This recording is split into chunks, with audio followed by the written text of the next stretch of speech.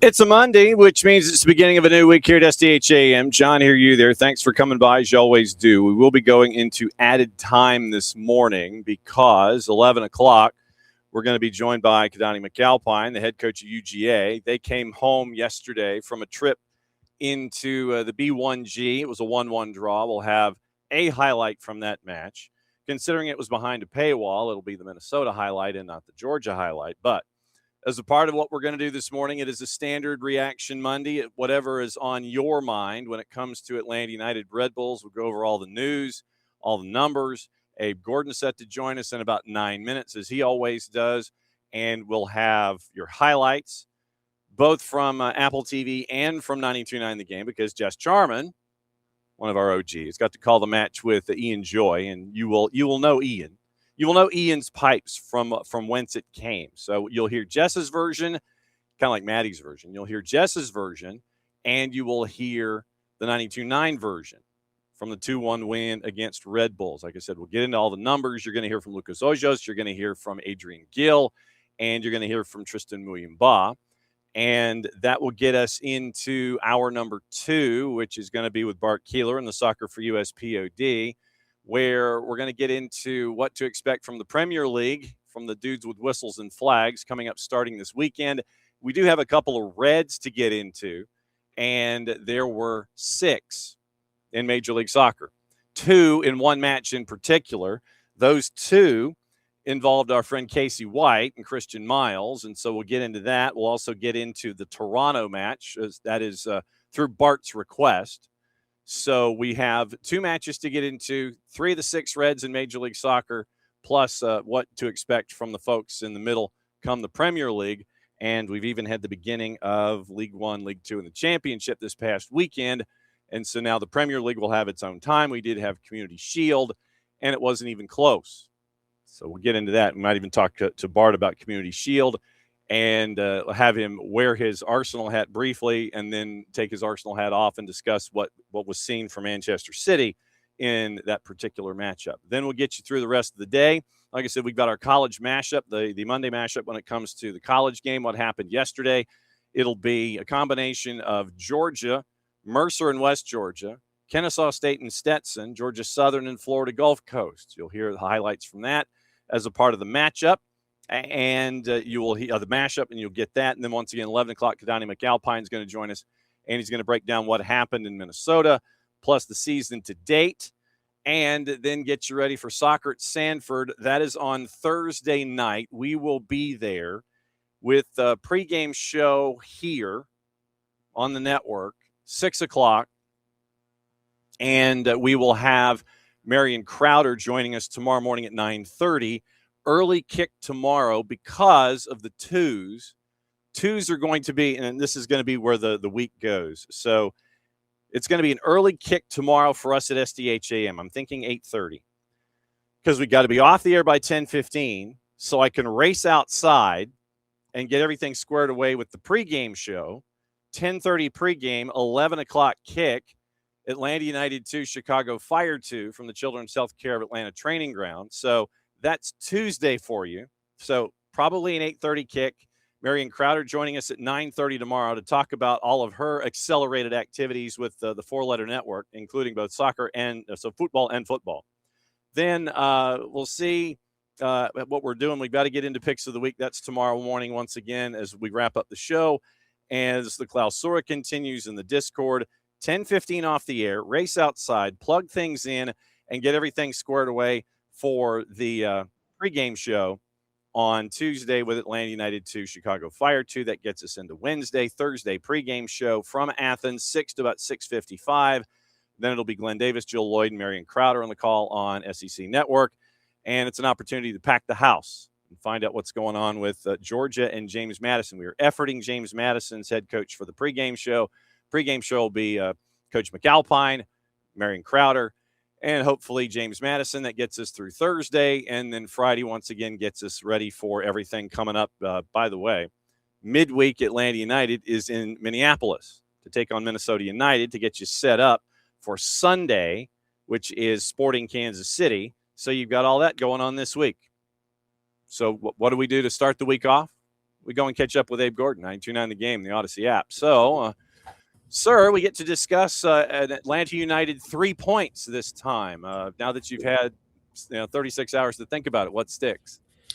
Yeah, it's been a while, and it felt pretty good. And kind of, I think the method and the manner in which the game played itself out felt good as well. It was a game where you fall behind early, and it's just one of those immediate feelings of dread 6 minutes in. But the team really rallied. And one of the things that John, you and I have been talking about, me and Maddie on the pre and post game shows, how do you respond to the moments, both good and bad, the responses. I thought you responded well to them scoring and going up 1-0. I thought you also responded well to yourself equalizing, and then obviously you responded well when you went up 1-0. 2-1. Took a 1-goal lead there in the later stages of the match. So it was a really promising effort. I have been very excited from the moment they had signed Adrian Gill, and it's been a while since we finally got a chance to see him here. I know he's been activated and eligible to play at times with the first team, but hadn't making his way onto the pitch, and an ankle knock to Will Riley gives him the opportunity. And I mentioned this to Maddie pregame. You just don't know who takes those opportunities and runs with it. I think there was a time not that long ago where you're like, oh, they're forced to throw Cooper Sanchez into the roster because of an injury here, an injury there, a visa there, whatever it was. And lo and behold, Cooper Sanchez took that opportunity, and now you're just penciling him in into the starting 11 week by week. And you just don't know who's going to run with it. We've seen some guys run with it, and we've seen some guys kind of crumple at times as well. But that wasn't the case for Adrian Gill, and he was open about it in his postgame. You heard it. I heard it there with Jason Longshore. It took him a couple of minutes to kind of get into the flow of it, get into the speed of it, understand the physicality. He said 15 to 20. It felt a little bit more like 10, but I'm sure it took him a little while to feel comfortable as it compared to how you and I saw him looking comfortable there. But I thought that was an outstanding performance. And then obviously two guys have had some ups and down moments over the course of the season, play hero ball. Really three guys. But Tristan Muyumba, and you brought it up in post game, when he's given time and he takes a little bit of patience before hitting the shot, he's very good from the outside. We've seen that now a couple of times this season. And then Fafa Pico, obviously a very well worked, and this is about the whole staff, right? This is about Tata Martino and drawing up plays. And there have been a lot of people, John, who have been asking why we keep doing short corners. Why do you keep doing short corners? That's why. That is why, because it can maneuver a defense into opening up holes that were not there. That's what happened. You open up a hole at the back post, and Fafa Pico there as well. And I can't ignore the play of Lucas Hoyos either. He had two saves that are goals. Mm-hmm. I mean, just straight up, they are goals. And I'm not sure how, I didn't look in the moment to see how the Red Bulls, I forgot it was a midfielder or striker, how they reacted to the ball not going into those shots being saved. But those were goals. And again, it's obvious to say he's there to save goals, but not every save is graded equally. Huge saves, two specific ones from Lucas Hoyos to both keep the lead at 1-0 and then later prevent it from being equalized once you had taken a 2-1 lead. So just a really good performance. And again, it feels good to do it from down a goal versus up a goal, and then maybe you give back and you're playing that way out. You had control. You didn't have possession, but you had control the whole way.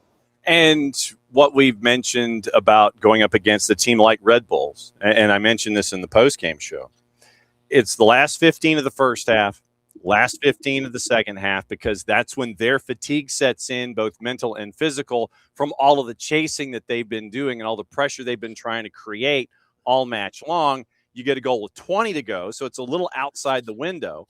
But then you get the one with 8 to go, which gives you the lead, and then you see it out, with what you were able to do defensively, substitutions and such. Adrian Gill's numbers, and I know that you and I got into a street fight trying to figure out who the player of the game was going to be, because as you mentioned with Tristan and Lucas Hoyos, those were two great ones, and Adrian Gill as well. 90 minutes for Adrian Gill, 41 of 43 passing, 26 of 26 in the first half, by the way, 15 of 17 in the second half, 55 touches, 3 passes into the final third. This is courtesy of our friends at FOTMob. 6 defensive contributions, 2 tackles, 3 clears, a pick, 5 recoveries, and he won every ground duel he had in front of him in that match. That's what you got from the Colorado kid, Adrian Gill. Well, and now you've got some real tough decisions coming. There's a little bit of match compression, but again, so many of these guys are young. I'm just going to be honest. I don't really buy into that when it comes to Cooper Sanchez or Adrian Gill, or when he's healthy, Will Riley. Like you can miss me with the match compression on 17, 18, 21-year-old legs. So not interested in that conversation. So it really comes down to, does Adrian Gill get another chance on Wednesday, or is Will Riley back from his ankle? If he is back, what about, and you stick with Adrian Gill, what about when Jay Fortune recovers from his hamstring? And so there are these conversations that, again, we've had them before about positional compression and maybe who has positional flexibility, who can play further back defensively, who needs to be a little bit further up in getting more ingratiated into the attack. So some midfield questions certainly to be asked. But if you ask me, and I think the numbers you just read off there, Adrian Gill, in my opinion, it should be given another opportunity on Wednesday, whether Will Riley's good to go from that ankle or not. And if he continues to play this way, even when Jay Fortune returns, it's a conversation that you have to start having about what you're doing in the midfield, because you know you're keeping Cooper Sanchez in there. You know that Alexi's up top, and I don't see a reason after the past couple of games for Tristan Muyumba that he's going to be moving out. You've obviously got a 6 coming in at some point, a Mauricio Amaro, which is going to just further muddy the conversation in the midfield. Again, there are worse conversations to be having about we don't know which young star midfielder we want to put in the lineup today. But I'd like to just to further the point, I'd like to see Gill given another opportunity on Wednesday. And if he plays like he did Saturday on Wednesday, you have to have some real hard conversations about guys coming back and when the next opportunity is. And if Jay Fortune, don't lose your job due to injury. I don't buy into that, man. Like if you're injured and someone looks good, like stick with them. That's how Tom Brady's career started. You don't just throw Bledsoe back in there because he was injured, and that's why Brady was forced into action. No, if the guy takes it, runs with it, you have to be open to that. So it's some real interesting decisions and conversations to be had if Adrian Gill's given a chance and if he looks like he did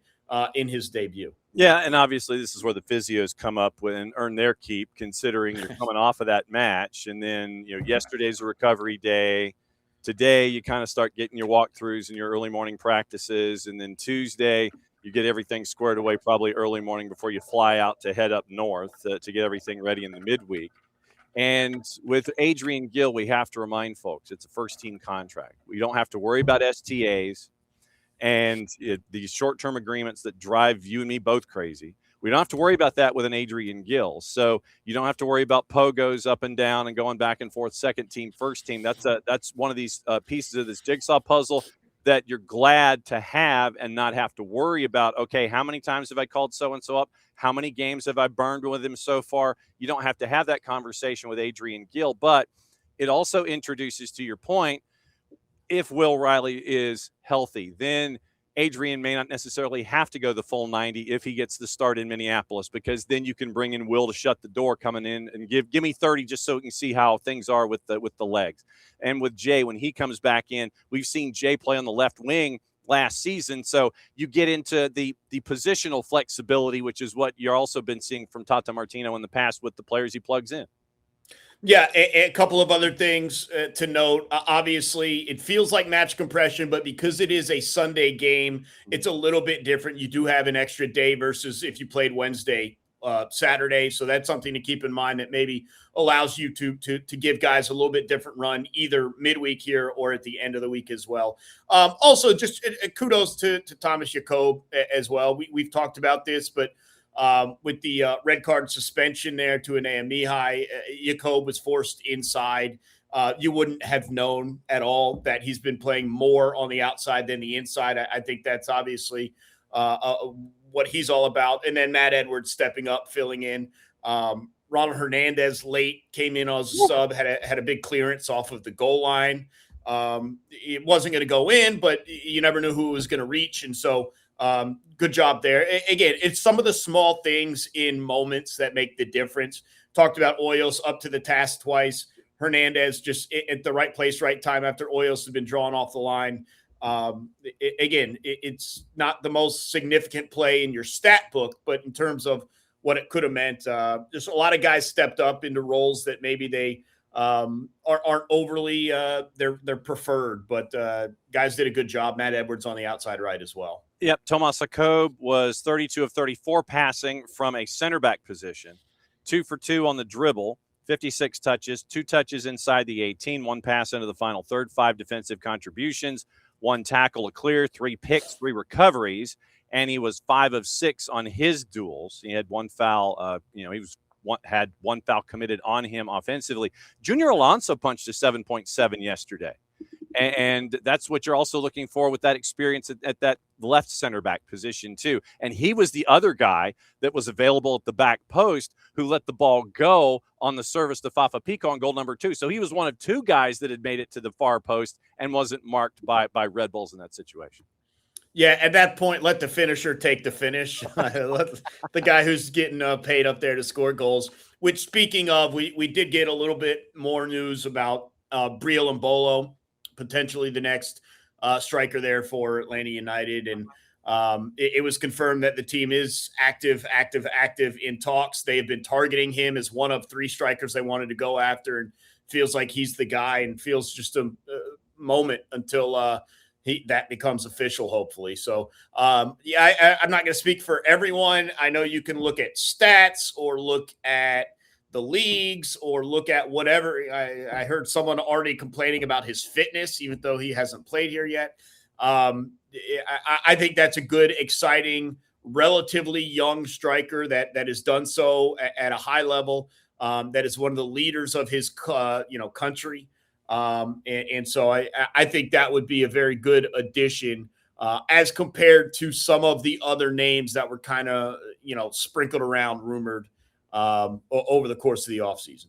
Finalizing, this is from The Athletic this morning, finalizing a deal to sign him from Stade Rennes for a fee in the region of $18 million. Once again, that had been reported. Marquee striker signing, and this is the wording from The Athletic. Atlanta's been working hard on most of the summer alongside the departure of Latte Lot. Latte Lot, the league's most expensive signing 20 months ago, $22 million from Middlesbrough.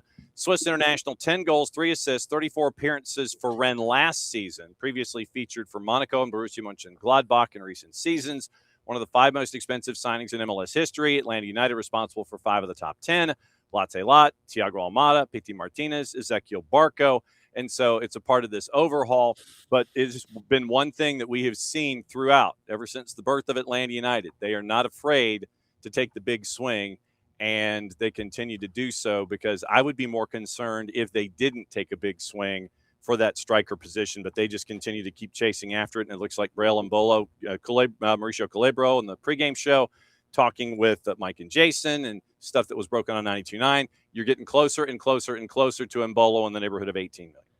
Yeah, and the fact that you won on Saturday, you scored 2 goals, doesn't change the fact that you need a goal scorer, because 2 goals probably should have been 4, maybe could have been 5 if you have a true finisher up there. So, this is still a team. I know short-term memory, it looks good, but if you zoom out a little bit, it's still having a tough season, and goals have still been harder to come by than they need to be, especially considering what has been a relatively dangerous build-up time after time after time, and just issues in the box, around the box, and just finishing in general. So I think once they get that cleared, along with Mauricio Amaro, we might have an opportunity, John, and this is what excites me, because I don't think the season's going to be saved. I think you're too far back at this point. But you might get a look at what next season could turn into, and that's that wonky sprint season. So if you get hot for 3 games in a sprint season, like you're going to make the playoffs, But the opportunity to get Amaro in there, the opportunity potentially to get Embolo in there, figure out what you're doing across the back line, because you got a rotating cast of character of center backs, including Paulo Diaz, who we were hoping to see. Maybe we get a chance at midweek. That's the thing that I'm looking forward to over the course of the rest of this season, assuming you get this signing made and then get him in here, the visa process and worked into the flow of things, is you might get a pretty good look over the last however many games it is, 7, 8, 10, 12, I don't know, however many games it's going to be, of what this team might look like moving forward, at least backbone-wise. And so that would be certainly an exciting reason to stay locked into what Atlanta United is doing, is even though they are where they are in the standings, if you get a look at what next year could hold, I think that's pretty exciting. So it's you and me Wednesday night at 7:30. Is this accurate, sir? Yeah, that sounds accurate. And then obviously back at it post game. More than after dark. So, slumming the midnight oil or burning the midnight oil. Get Wilson Pickett queued up. We'll have Dom get Wilson Pickett ready for the post game show. Well, if we win. Well, true.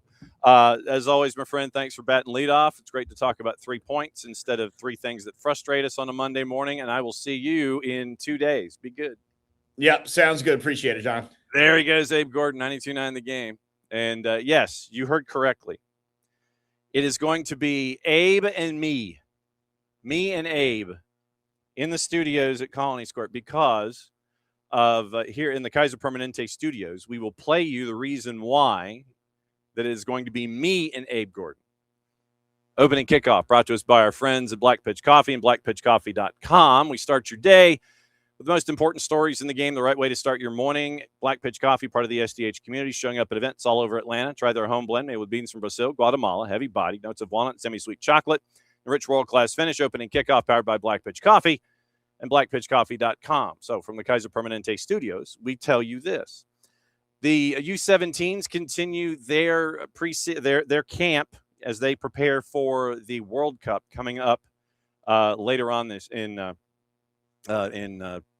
later on, because the groups have now been formed. And so it is an opportunity for Caracrinian to get everything squared away with the U17s yesterday. And they waited until, the sun was behind the trees before kicking off in the conditions down in Fayetteville. It was Chile that was a part of this 4-team circuit that is going on down in Fayetteville. And it was the U.S.'s turn to catch up with Chile and find out where they stand when it comes to the U17s and international play. 1 goal on the board. Took a while for it to get there. And here is said goal, and you'll recognize the voice, courtesy of U.S. Soccer, 65th minute. Jason's on the call. Stanislaus went to ground, didn't get the call. Murray will turn and slip it through. Paletta dribbles past one. Loredana Paletta driving forward to Sullivan. Sullivan back post, headed home. Goal. Goal. Goal, United States. The 2 substitutes heavily involved. Loredana Paletta laid it off to Jordan Sullivan. Sullivan put it on a platter for Deuce Stanislaus. And it's 1-0 United States. And that would be the margin, 1-0. The U.S. U17s get the win against Chile. And the next matchup in this window for the U17s down in Fayetteville at the Arthur M. Blank National Training Center is against Canada Wednesday afternoon at 5. And that's going to be on the U.S. Soccer YouTube channel. Maddie will be on the call for that. And so because she is in Fayetteville, I am now being recruited to go hang out with Abe in Colony Square for pre and post and all the things. So it'll be 7:30 pregame, 8:40 kick. So Abe and I will be in the studios in Colony Square. Jason and Mike will be up in at Allianz, and hopefully they won't play Wonderwall when they're done. So that'll be 8:40 kick, and we should be wrapping up the show about midnight. So that'll be, and then we'll be back at it again on Thursday morning, and everything will be normal then. And we'll go over everything that happened Wednesday night on the Thursday show. with the power hour, and everything should be kind of up and swinging at that point. So that is Wednesday, and that's why things are going to be kind of all over the place with Wednesday and the Loons and Atlanta United. So obviously we'll keep an eye on all that stuff. But, yes, opening kickoff, big win for the U17s against Chile in this window at the Arthur M. Blank National Training Center down in Fayetteville. Next matchup once again against Canada. That one Wednesday afternoon at 5. Hydration breaks, I imagine, will be plentiful, but it's supposed to be cooling off. So it won't be like it is here in Atlanta today, where it's supposed to be 97 with heat indices about 104. And that's the other reason that you're going to be playing matches early in the day, because it's going to be hot as you know what tomorrow at 11 o'clock when the Twos take on Chicago Fire 2. So that's your rundown there. That's opening kickoff, brought to us by our friends at Black Pitch Coffee and blackpitchcoffee.com. Starting off with the most important stories of the day and in the game. Right way to start your morning. Black Pitch Coffee, once again, part of the SDH community, showing up at events all over Atlanta. Try their home blend made with beans from Brazil, Guatemala, heavy-bodied. Notes of walnut and semi-sweet chocolate and a rich world-class finish. Opening kickoff powered by Black Pitch Coffee and blackpitchcoffee.com. So we've talked about it. So now it's a chance to hear it all and find out what happened with Atlanta United and New York Red Bulls. And for Red Bulls, they were coming in and they were in the mix in the 6, 7, 8, 5, 6, 7, 8, very, very crowded in the Eastern Conference. And obviously Atlanta United is adrift at the bottom. Goal by Emil Forsberg in the 6th minute. And it was a nice pass by Mehmeti. You know, Julian Hall and Mehmeti working the outside. Julian Hall comes in, finds Mehmeti. Mehmeti top of the 18, finds Forsberg between two defenders. Nice job by Forsberg to let the ball through. So all he has to do is turn around and fire and beat Lucas Hoyos to the near post. It's 1-0. Stayed that way until the 70th minute. And like we were discussing with Abe, traditionally when you play teams that, quoting Nick, press as much as they do, it's the last 15 of each half. We can expand that out at least to 20 in this go-round, and also we can figure out when the substitutions were for Michael Bradley to try and lock this one down. He had not substituted to that point. And so it was an opportunity for Atlanta United, with the lineup being what it was from Red Bulls, to take advantage of it. They did just that.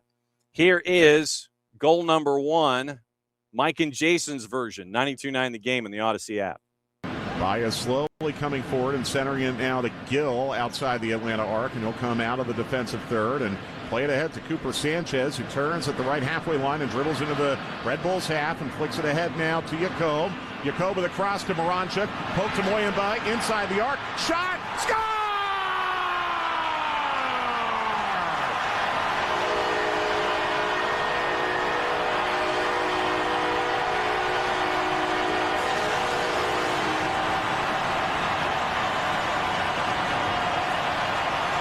In the first half, he put one over the crossbar from close range.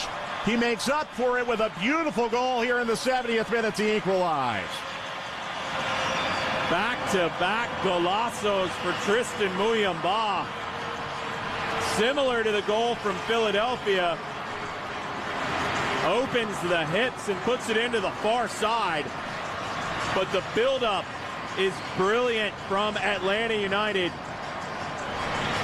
Cooper Sanchez involved in the early stage. The ball down the right. Jacob with the cutback. What a little flick from Alexei Moranchuk, who will get the assist. And Tristan Muyumba takes a deep breath, settles it, and then places that up in the corner. Great finish from Tristan Muyumba. 1-1. All right. So we've been referencing it, and I found it. I had not gotten rid of it. Let's go back to August 1st. How similar was it? Let's get our answer. 92.9 The Game in the Odyssey app. Damiani, though, clears, and that is picked off by Baez. Knocks it down to Muyumba in front of the halfway line. Ahead to Alonso on the near touchline square to Moranchuk, who gives it to Muyumba, who's past his man Bueno to the left of the arc, and he'll shoot. Score!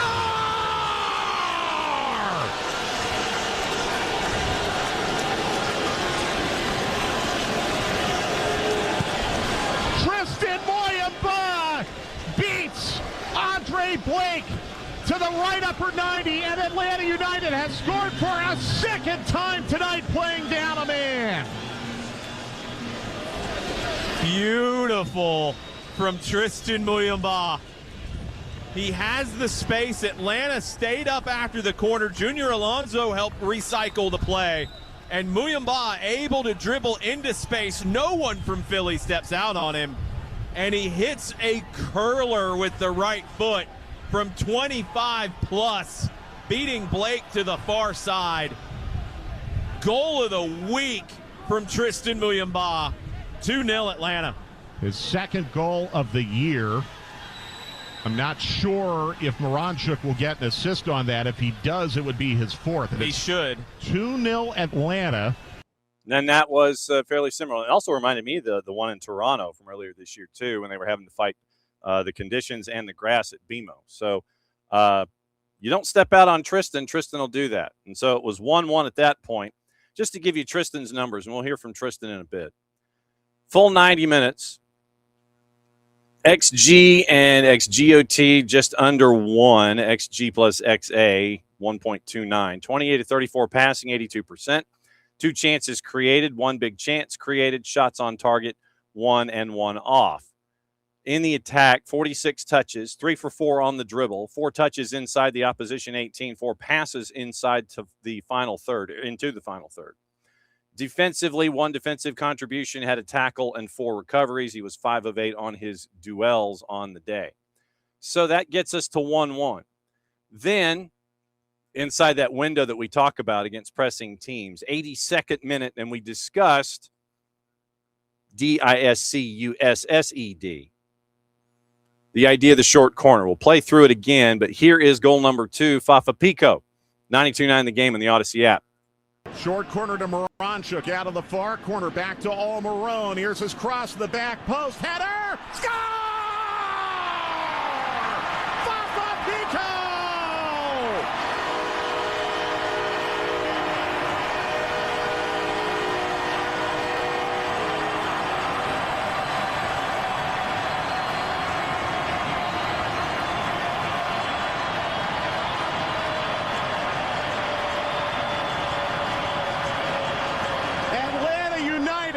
Off a set piece, comes from behind to take the lead in the 82nd minute. And he won't get an assist, but this was all created by a corner that was produced by Adrian Gill. Gill hit the monster switch. Jacob ran it down and got the corner. Fafa Pico get a yellow card for taking his jersey off. Short corner routine, excellent. Header from Pico at the back post, off of Horvath and in. Moranchuk with his second assist. Almiron will get the primary assist, so it's Pico's second goal of the year. Almiron's 4th assist, and Moranchuk with a total of 6 now, 2 tonight. All right, so let's break this down. With the short corner that happened with Atlanta United, here's what happened for those of you that either weren't watching or missed it or it has escaped memory like it did mine. So the setup was Miggy is prepared to take the corner. Alexi is basically at the edge of the 18. The edge of the 18. But he's not in a straight line. He's kind of off a little bit, maybe a stride from being in line with Miggy and his idea for an in swinger. You're probably a handful of yards off the in line. So Alexi has pulled himself away from the in line in a direct line with Miggy, about halfway up the border of the 18. Miggy passes to Alexi. Alexi pushes it further out toward the elbow on the far side. You notice in that moment that Red Bulls kind of had a bit of an O-ish to it. It's like, O-ish, it's a short corner, and you see more than your normal number of defenders rush to the far elbow at the edge of the 18. So that creates opportunity for Junior Alonso and for Fafa Pico, who were both unmarked at the far post. Great service that time by Miggy as it's the windows opened up and it's not as acute an angle. It's a wider angle, and you've got more to play with. Sent in far post. Alonso lets it go, and he was also kind of guarding to make sure that no one got to Fafa Pico. Pico heads it down into Horvath, and Horvath is falling as he's trying to save it. It goes into the net to make it 2-1. So that would be your eventual game winner that we look at here in this match. And it was mentioned in the buildup of the goal.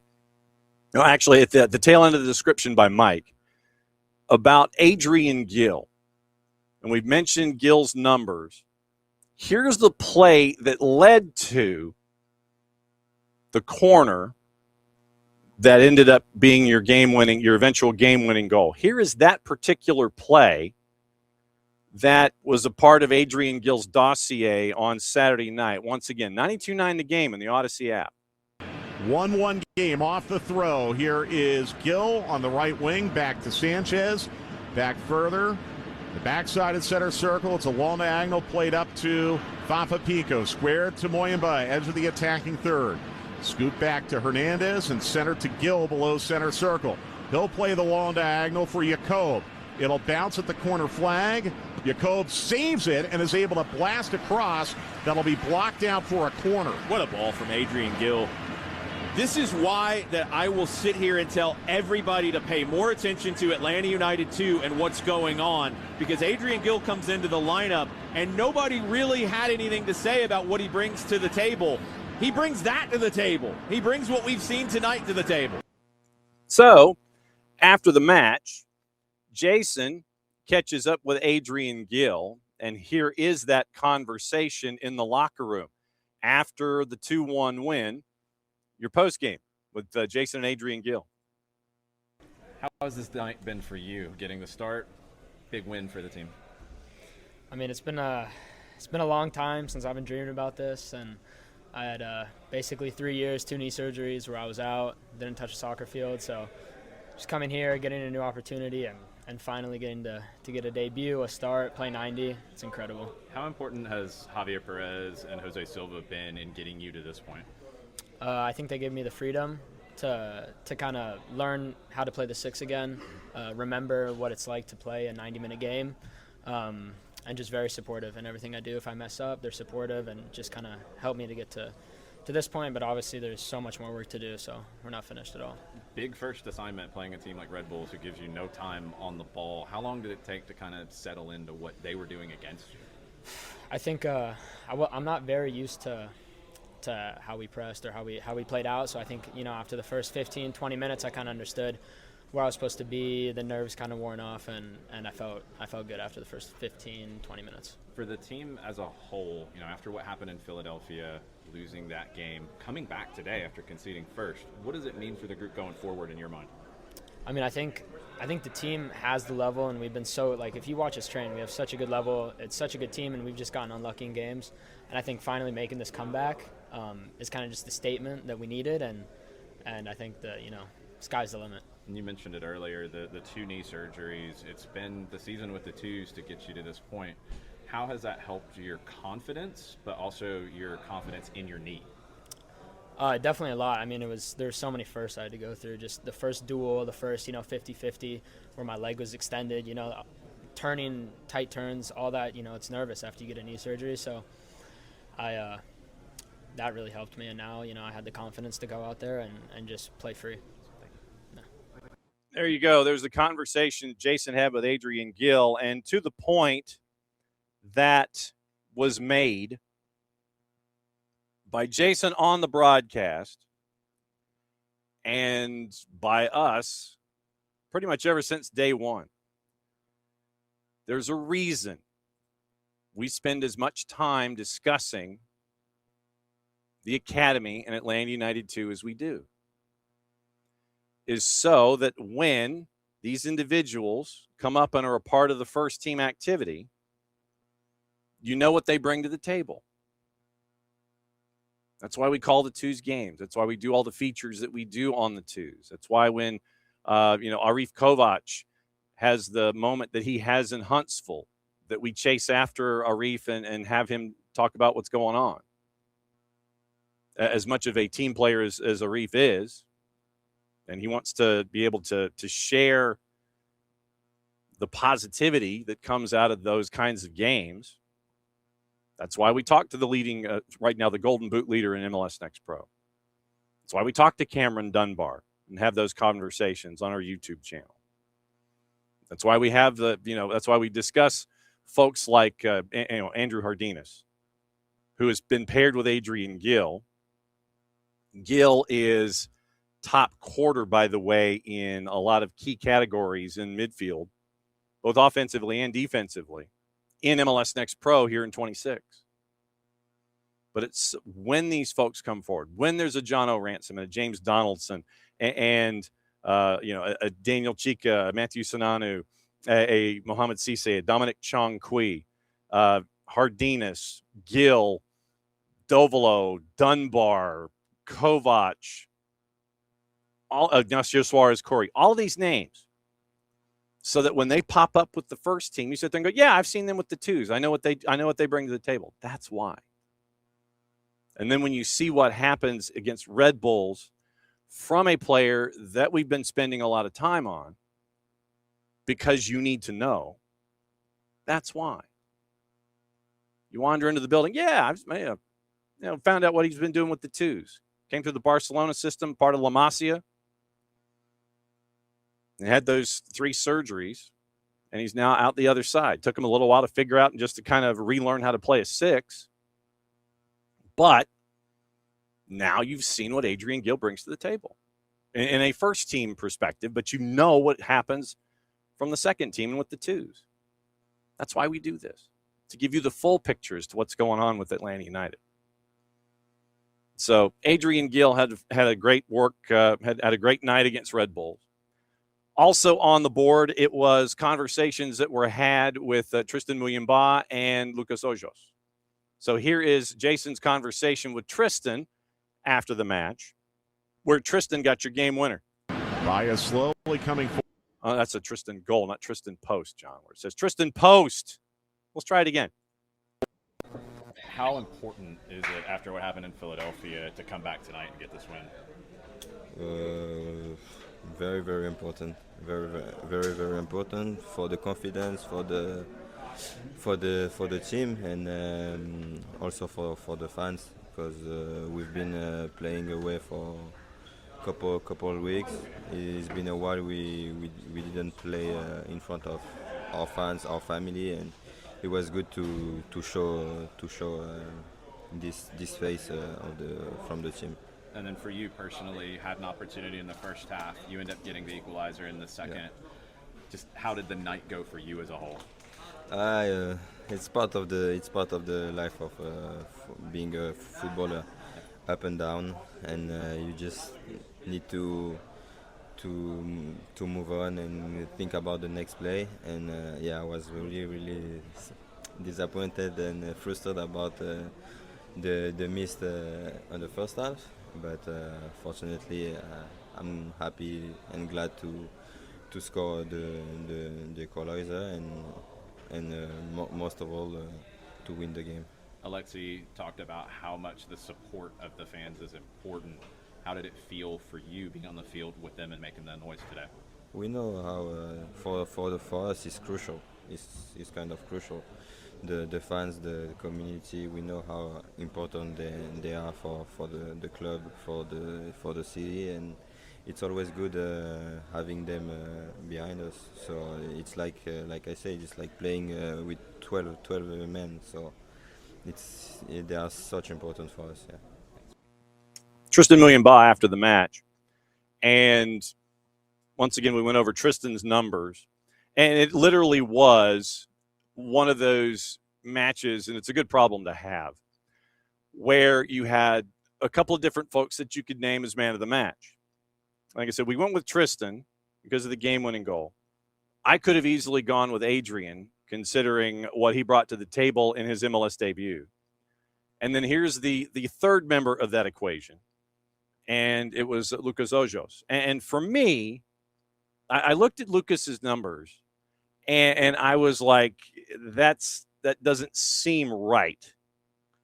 It seemed like they undersold his night between the sticks. But here are the numbers.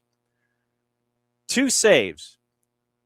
And they looked at those, and it was the 2 big ones that Abe brought up earlier in the show.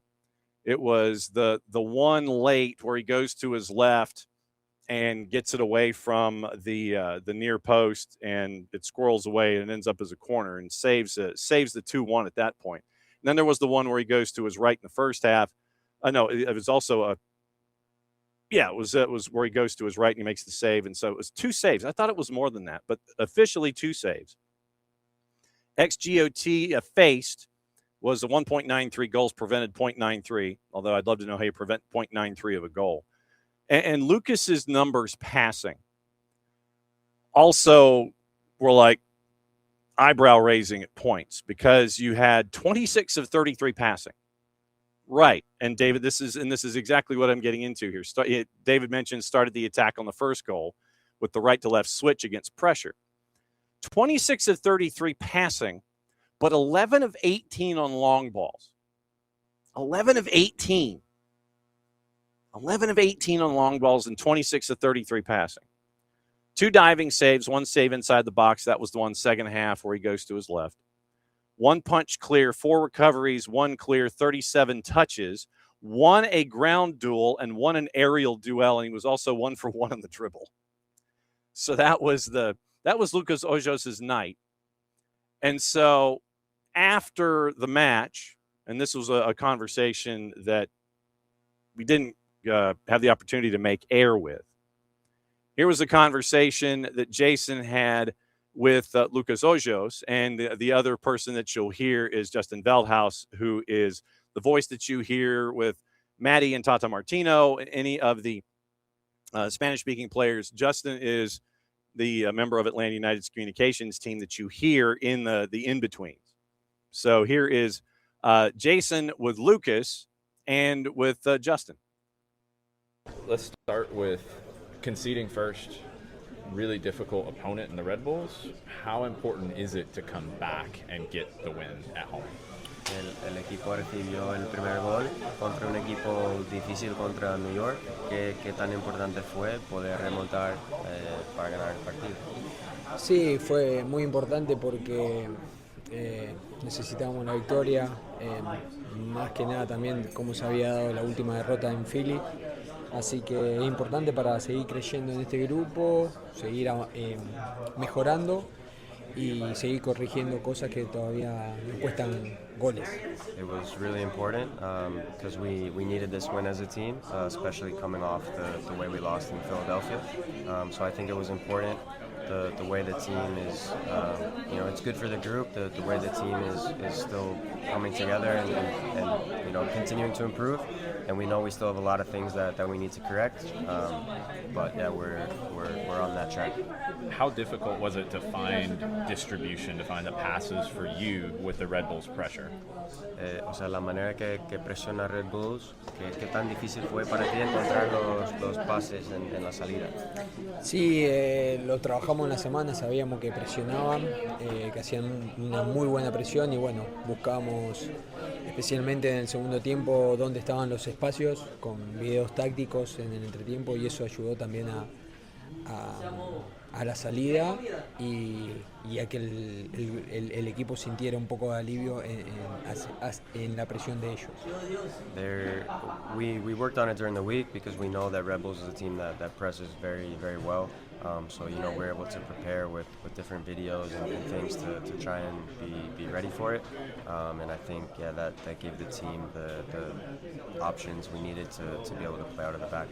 And the last one, you had a huge save late. It took a deflection right in front of you. What do you remember about the save? Tuviste una muy gran parada en los últimos momentos del partido. ¿Qué te acuerdas de esa jugada? No, jugada rápida, fue un roce que le pega, pasa entre las piernas y le pegan el taco a Stian y bueno, la saqué con la uña. It was a very fast play. It was a play that took a couple deflections through someone's legs, and then it hits the heel of Stian, and I was able to get it just with my fingernail. Yeah, no joke there. He got it with his fingernail, full extension to his left, and kept the game at 2-1. Lucas Hoyos after his big day for Atlanta United. All right, as promised, before Bart joins us here coming up in about 5 minutes, and like I said, with Bart, we'll go through what the Premier League wants to do, and we'll go through some Reds. And then we've got your college mashup, and Keidane McAlpine joining us at 11 o'clock. We'll go through all of your gossip, rumor, and innuendo. Also, there are some signings, there's some movement. We've got to get into all that stuff, and we'll have that coming up for you here in short order. But as promised, here is the Apple TV version of things. And once again, it is Jess Charman and Ian Joy on the call. Here is goal number 1 for Atlanta United, the Tristan Muyumba goal. Jess Charman and her pipes. They've definitely left the door open for Atlanta United. Cooper Sanchez, the U.S. Youth International, goes forwards. Jacob drives it. Moranchuk touches. Muyumba! Muyumba! Wow! Tristan Muyumba, pure perfection with the finish. Atlanta United have equalised. Of the highest order. Lovely little cutback, and I love this touch from Moranchuk, but nobody closes Muyumba down. He's got a couple of goals coming into this game, including one in that last game against Philly, but this is an absolute class finish. Top bin, absolutely nothing that Ethan Horvath can do about it. Take a bow. We conversated about where maybe the head. And there's goal number 1. So that was, yes, Ian Joy. Take a bow, most certainly. All right, so that's goal number 1. Tied it at 1 on the Apple TV call. What about the second goal and the short corner? So here's the short corner, goal number 2, your eventual game winner, Jess and Ian Joy, courtesy of Apple TV. Drop back in, Almiron services, back post for Pico! He scores!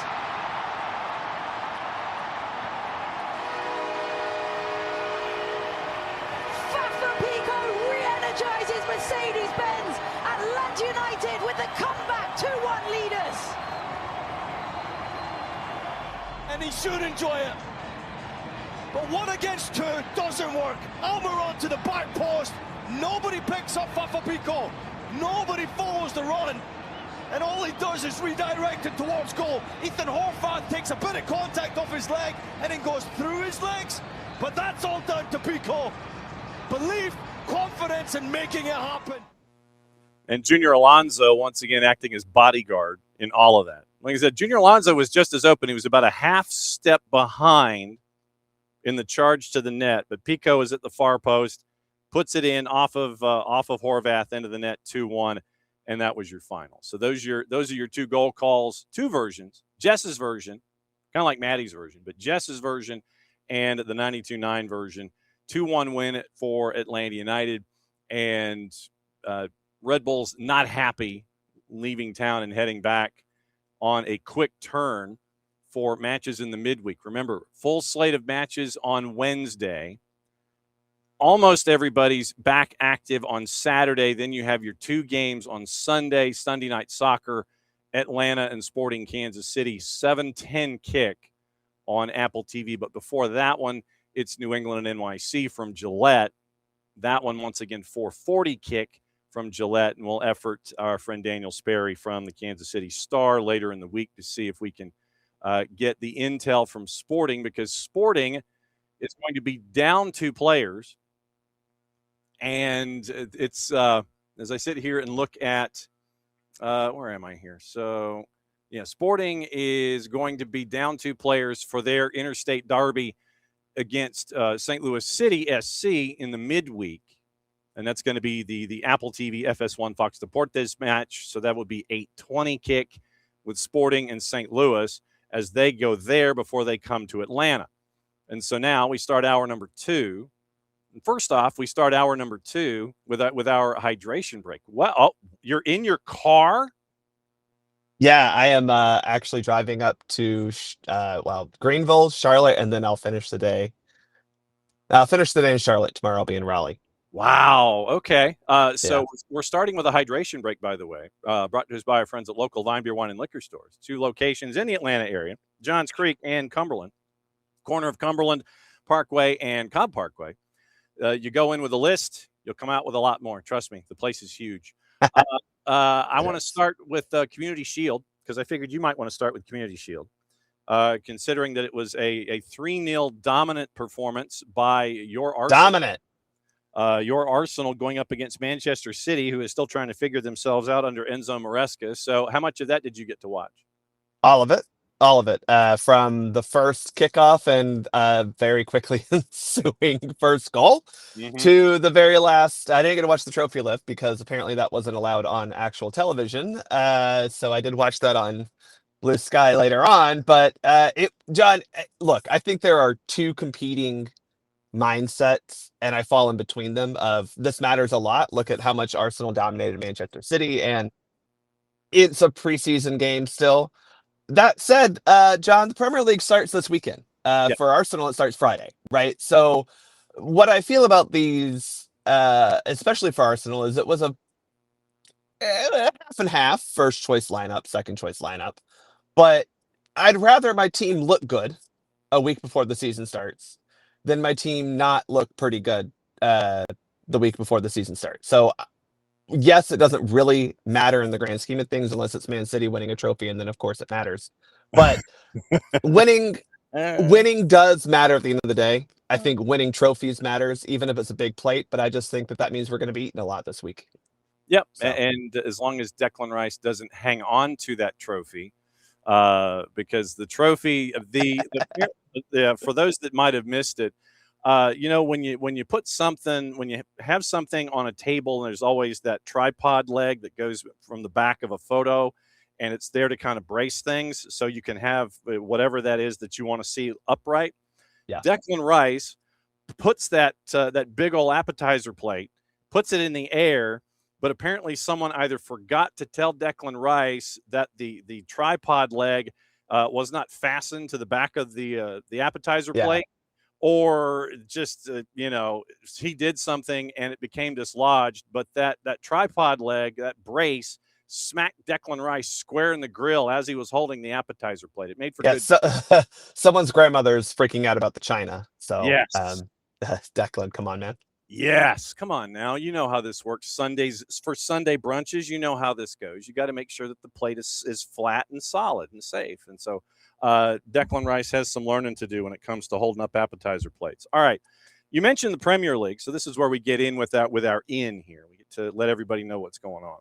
So you brought this to my attention, and considering how the PGMOL is, I believe, no longer the PGMOL. They're different. They have a different name for themselves. They took off the L. They're no longer limited, licensed, whatever it was a legal terminology that they included in the acronym. Right. So they are no longer, they are Ellis. They're an Ellis group.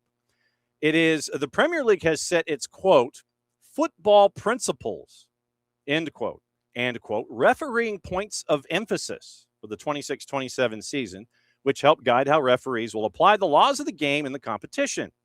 And so then header, what are the Premier League football principles for 26-27?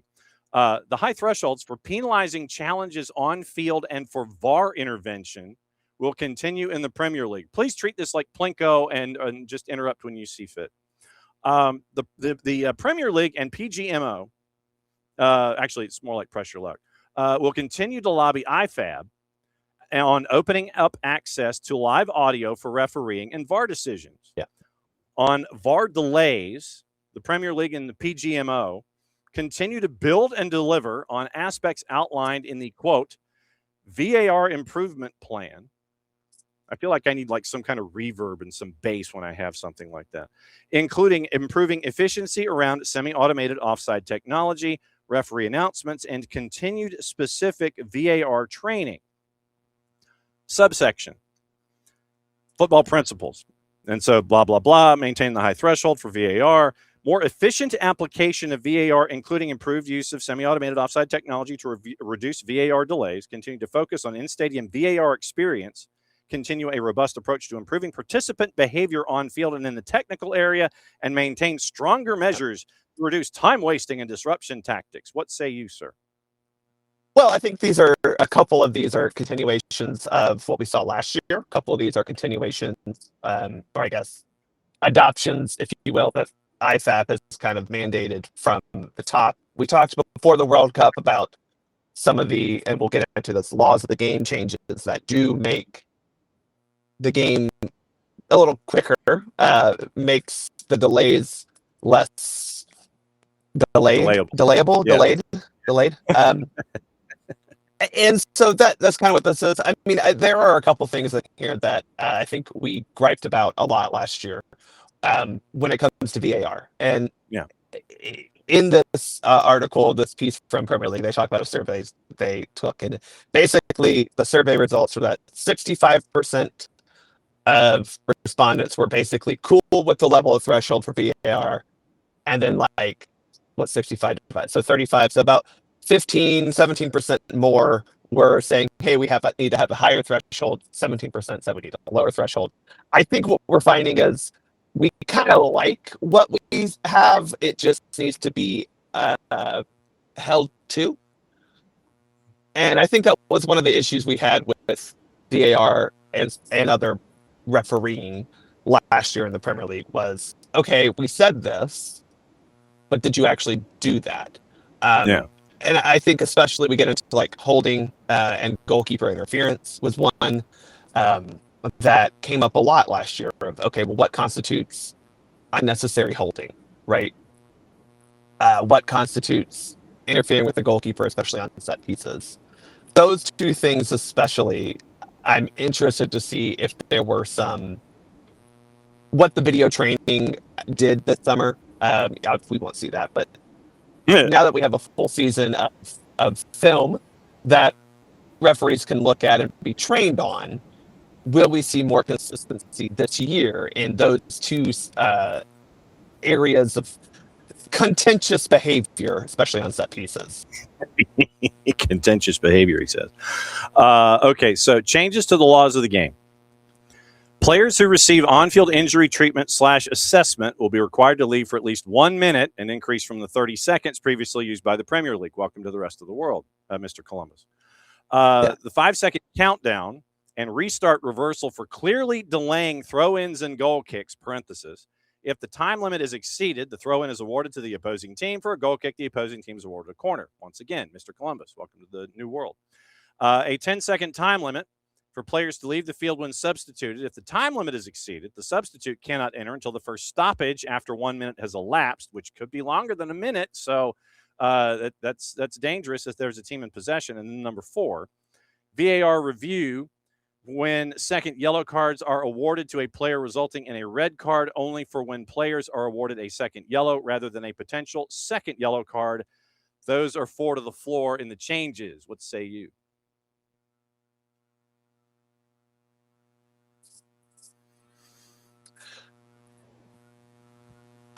Okay, so I have to take personal feelings out of this for a second, because personally, I'm still not a huge fan of forcing a player by law of the game to sit after being. And there goes Bart. I knew. That's what's important. So go ahead. There you go. The law of the game changing about, okay, you have to set out a minute if you have an injury and have required someone to come on the field. Again, I think my personal feeling is I don't like that this is a law of the game. However, I like that this is something that I would prefer to have been something that leagues can institute, because I do think that, again, when you look at the professional game as a whole, we get really annoyed when a player may or may not be actually in, and the training staff comes on the field, and then we're looking at 2, 3, 5 minutes of, okay, well, why are they still getting ready on the field? And everyone and their mother comes over and gets the drink of the water out of the squirt bottles that the trainer brings on the field. And so from that standpoint, this is a good thing. Again, I just don't like that it's a law. But again, what we're seeing here is trying to make sure more soccer is played during a soccer game. that is a Yeah. thing. Yes. Obviously, other laws of the game changes. The 5-second throw-in countdown. I'm not a fan of it. Just from I feel like all the referees are doing now is counting. I count 8 seconds when the goalkeeper has the ball. We got to count 5 seconds. Someone doesn't immediately get out the ball and throw it in. Right. But again, the goal is play more soccer during a soccer game. Have fewer delays, and if it does that, then I suppose that we are doing a good thing. Yes, absolutely true. Where are you right now? You said you're in Greenville. Is that right? I'm in Anderson, South Carolina. Oh, Anderson. Okay, so Ashford. Okay. I am Boulder. I am not. I'm not driving currently. Yeah, no. We believe in safe guesting. That was why, I just wanted to let everybody know why your signal is drifting in and out is because you're in Anderson and there are actual trees and people are, working their way up and down the freeway. So, I can't wait. I can't wait until we start having the discussions about the Premier League. And we sit there and go, well, they said they were going to do this, this, and this. And they, after 1 week, everybody's going to sit there and start pointing and go, well, they didn't do it.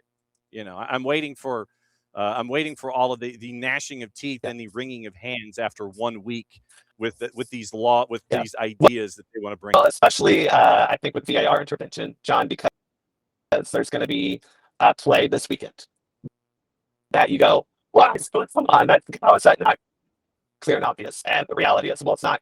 Maybe a handball is a great one because I think that was another point of emphasis they talked about in this article was lessons that we're not trying to call a lot of handballs. We are trying to be very limited in what we consider deliberate actions in terms of handballs. So, is that going to be clear and obvious? Because is it just clear and obvious because it hits their hand? Yeah. Or is it clear and obvious because the hand is moving towards the ball, or is it clear and obvious or not clear and obvious because, well, it looks like there wasn't a lot of time for the defender to react or whatever. But you're right. There's going to be something, especially I think in the VAR intervention where that was real. That was, you looked at this last week, or you did this in another game this week. And it's just, again, I think hopefully we have a season's worth of film and a season's worth of examples for the referees to have reviewed this offseason that will get it more right in the upcoming 26-27 season. Yes. So, and that was the other reason that I wanted to let everybody know where Bart was, is because, no, he is not sick. No, he did not yell all day yesterday. That is why he is somewhat distorted with his voice, is because he is in Anderson, South Carolina, and on his way northbound. So, okay. Is this any better? No, what? Yes, right there. Yeah, don't move. Okay. Whatever. So you it was did, the headphones. it up. It was my headphones. Okay. I was trying to use headphones for, in theory, a better microphone. That clearly didn't work. Oh, but this sounds great because you're in your own hermetically sealed studio. So there it is. Otherwise known as a car. Now it's time to get into the Reds, and there were two. How many? There were 6. You said there were 6 Reds. There were, and we didn't have any on Sunday, so we got it all out on Saturday. Luckily. Yes. Yeah. So we had 6 Reds on Saturday, and as you were coming in, I had made the statement that 2 of those Reds are going to impact Sporting Kansas City in the midweek when they play St. Louis City, who's unbeaten, I think, in now 11. And then they get to integrate those. Unfortunately players for Atlanta United, it doesn't affect us for our game. Unfortunately, right? Like, goodness gracious, we couldn't have. Well, unless Disco adds a game for whatever, because the first Red that we are going to play could have an extra game attached to it, and it'll be, and this is a familiar voice that you'll hear. It's Christian Miles and Casey White. KCD and Christian had this game. So here is the first red card that was issued in this game. And I'm thinking that this one may end up getting another game with it. Well, here's the play, and then we'll talk about it on the other side. Oh, and it's a real strong high boot challenge. Ejibing right in front of the referee. And a reach to the back pocket, straight red. Ejibang will go off. Leaving his feet in retreating moments. So watch the left foot coming all the way through. That type of tackle that brings both of his legs together around Navarro. And this fourth. Yeah. So that was easy. This one where literally you have a defender and it's literally you're doing a slide tackle and both legs are up in the air and you're late to the ball, and Kwaku Ajibang got an early vacation, and my guess is, I mean, he was in the 38th minute, but my guess is he might get another one added because of just the veracity of that foul against Colorado. It's possible. It's possible, John, because when you get a straight red card like this and you're looking at serious foul play, excessive force, how serious and how excessive, right, are the questions you're asking. And I think, I don't know if they'll get it, but I think you're right to say, well, it might. This was, I mean, even the announcing crew, right? I mean, and as you're watching it, you go, oh, that's bad. And the announcers both were like, yeah, that's a red card. Like there was no hesitation. The crew was like, yeah, that's a red card. And to be fair, from the referee crew, there was no hesitation either. I mean, he didn't immediately go to the back pocket because he first had to make sure that we weren't going to have a fight break out. I think it was harsh. Yeah. But it was very clear that the referee who was it? It was she had a couple other moments. It was Guido Gonzalez Jr. was the man in the middle. That's right, Guido Gonzalez, who I thought had a good match in this match. Got this pretty spot on right, and quickly, which again is another thing you want from a red card. Is he managed the situation fairly quickly. And boy, that was a good match. Yep, and Kevin Terry Jr. and Robert Schapp were upstairs for VAR on that one. But yeah, Guido Gonzalez Jr., that one was an easy one. We go straight red, and Ajibang is out for St. Louis. And like I said, do not be surprised if Disco sends a larger envelope to Sporting's business offices in dealing with Ajibang in the 38th minute. And then 90 plus 2, you end up with Moises Mosqueda, and we've got to kind of we'll play it once again. And like I said, it's Christian Miles and KCD. We'll walk through it, we'll play it, but then we'll walk through why it ended up as that ended up as the card that it did. Because for Mosqueda, it was his second yellow in 4 minutes. He got a yellow in the 88. Then with this particular move, 4 minutes later, 90 plus 2 technically, he ends up with his second yellow. And so here is the second red for Sporting against Colorado. Once again, courtesy of our friends at Apple TV. Christian Miles, KCD on the call. Sporting Kansas City. Atencio looking to break it. Hard charging run on that opposite right-hand side. Reggie Cannon with a lung buster. He goes to ground. He's fouled. Mosqueda carrying a book in. That's going to be red. The Colombian is off. Sporting down to 9. Go forward by the Rapids in this moment. It was a great ball behind, digging in his right shoulder. All right, so that was the short version, but yeah, second yellow in 4 minutes. Reggie Cannon got past you, and you had to do something. Was it a yellow or was it a straight red? That was a second yellow. Because this is the question that I'm posing to you, John. Sure. Because I think the easy way out was a second yellow. Stopping a promising attack, this absolutely falls underneath that. If you're asking me, and it all comes out in the wash, this could have been dog so. Yeah. Because it's a pull from behind, essentially, a push from behind. So we don't even have the legitimate play on the ball type of thing to save him. Not that it really would. It's outside the penalty area, so you don't have the double jeopardy to save you. Right. He's pretty much the last defender. There maybe was another defender-ish, but when you look at the direction and distance to goal, I don't know. This could have been just straight dog. Well, I think you're right because it's listed as just shown the red. It does not say shown yellow. So I think you're right. It was just straight red. Okay, which makes sense because this was, to me, it was dog. So again, had it been a second yellow card, it amounts to the same thing. But as we talked about with, just earlier, a straight red card does kind of automatically trigger a review in the way that a double yellow card doesn't quite trigger the same review unless it's for, yellow card for dissent or something. This doesn't need another review in my opinion. Like, no. It's a red Yeah. card. It's fine. Yeah. But to me, this is another spot on decision of, okay, well, it's dog.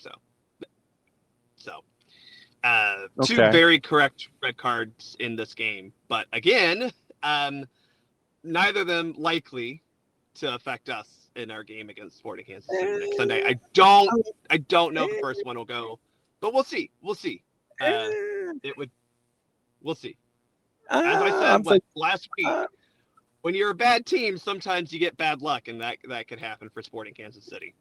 Yeah, that's true. So we'll see what happens with Ajibang and if he gets games added. Okay, so David brings a question to the floor since we are in reffing down here territory.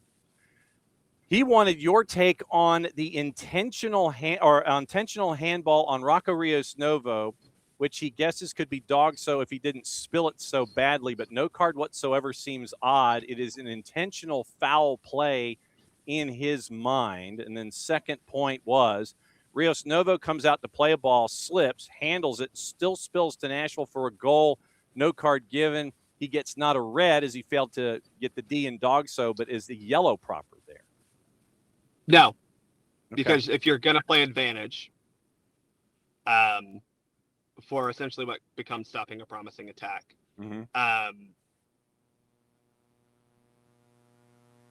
You're not going to come back and give a yellow card for that. Okay. Now, wouldn't give a red card. You could come back and give a yellow, but I think David, kind of did talk about why it's not. Maybe it wasn't a red card. But at the end of the day, again, what we're talking about with double jeopardy that we apply in inside the penalty area with a penalty kick and not giving a red card, we will do that with yellow cards outside of the penalty area as well. Okay. I'm trying to see if I can find the call quickly to see if that video does in fact exist. All right, so that was the one that went over the top for goal number 4. So that was not the goal in question.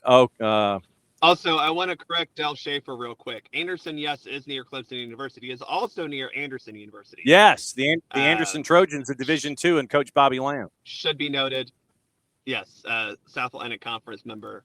We don't like them from where I'm from, but hey, shout out Anderson University and South Atlantic Conference. I mean, yeah. So we don't need to talk about an orange team with the Paul they use. We don't need to talk about them unless we're mentioning the fact that they lost 70-33 in an Orange Bowl not about 14 years ago. We can talk about that. Yeah, and it was one of those where everybody got to see Dana Holgerson pounding Red Bull. Dana, and that was the that was the whole thing with Dana. It's just like smash the Red Bulls and go from there. But yeah, and so yes, and so like I said, I'm trying to find the goal, and I'm sure that I'll find it long after I've searched for it. But anyway, yeah, I'm sure. Look, again, double jeopardy is still a thing that we apply outside the penalty area as well. That we try to, because again, if we apply advantage and the team gets to play on and gets something, if we apply an advantage, we're giving an advantage to the attacking team. So we don't want to then penalize the defending team as well for not just giving them advantage, which again, as you mentioned, leads to a goal, and then come back and say, oh, and you get a yellow card. Now that yellow card is for a non-stopping a promising attack yellow card offense. Like say it's for a yellow card foul, like a bad foul. We can come back and give it for that, but not for just the act of stopping a promising attack. Okay, there we go. Like I said, David is the over the top last goal. Okay, so came out to play the spilled Nashville goal. No, okay, so. Well, hey, look, he's going to get a call up apparently to the national team. That was a fun tweet that came out this weekend, and I was like, Rocco Rios Novo. Oh, well, but he can go with Rafa Marquez, or it can be he can be Mexico or United States. He's got people to choose from. I don't think he's good enough for any of them, if I'm just going to be real bluntly honest. And I maintain the same thing that I will say when people wanted him to stick around for Atlanta United. He is not a great goalkeeper, but okay. So there's seems like a nice the guy. penalty miss, and then hand up in the air, and there's the Bob Davey lookalike. That's your Google search for today, kids. Drew Fisher. So final decision, indirect PK. And that's number one. And so, yeah, like I said, I'll find it. It'll get in there somewhere. Okay. All right. Now, the other thing that you wanted to get into comes from Toronto, and it was the Georgi Mihailovic, red here. Well, I want to ask you, John, because if you watched this and you saw the clip, did it look like something that we saw last week in an Atlanta United game? That's the question I have for you. All right. Well, I'm getting to that particular highlight because I got stuck back trying to find the Rocco Rios Novo highlight. So, well, while you're looking for that, I'll give you I'll talk what Dell just said about Tom Bogert. Said sources that Hibs are finalizing a deal to sign U.S. youth national team forward Colton Swan. Aren't they trying to get JJ Williams too? Or is that might be. That's Hearts. My bad. That's Hearts.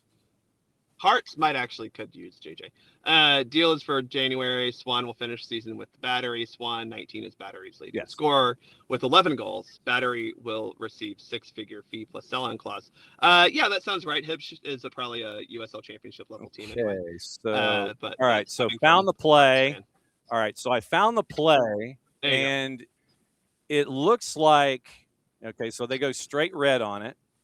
And 76th minute, Toronto's up to Georgi Mihailovic. Palms extended going, what did I do? And so literally he is, well, I see, and Joe Dickerson, by the way, was VAR in this one. So to me, it does look a bit like the Mihai, but the second leg of Georgi Mihailovic's. And like I said, I'm zaprudering this, and so that's how I'm looking at it. And I apologize for my posture on the TV side. But so Georgi's he's looking down, and it is contact with the left on the calf/Achilles. And then it's a little higher than I think Mihai is, but to me, it's a very similar action of it doesn't look like it's super excessive force, right? It's not like he's like kicking it out. It's certainly not like what we saw with Colorado earlier. But I wanted to bring this up because I think the same reason Mihai got a red card is essentially what we see here from Mihailovic. Well, I'll go one more on Georgi Mihailovic and why I think that it was more than Mihai because of the right leg follow through the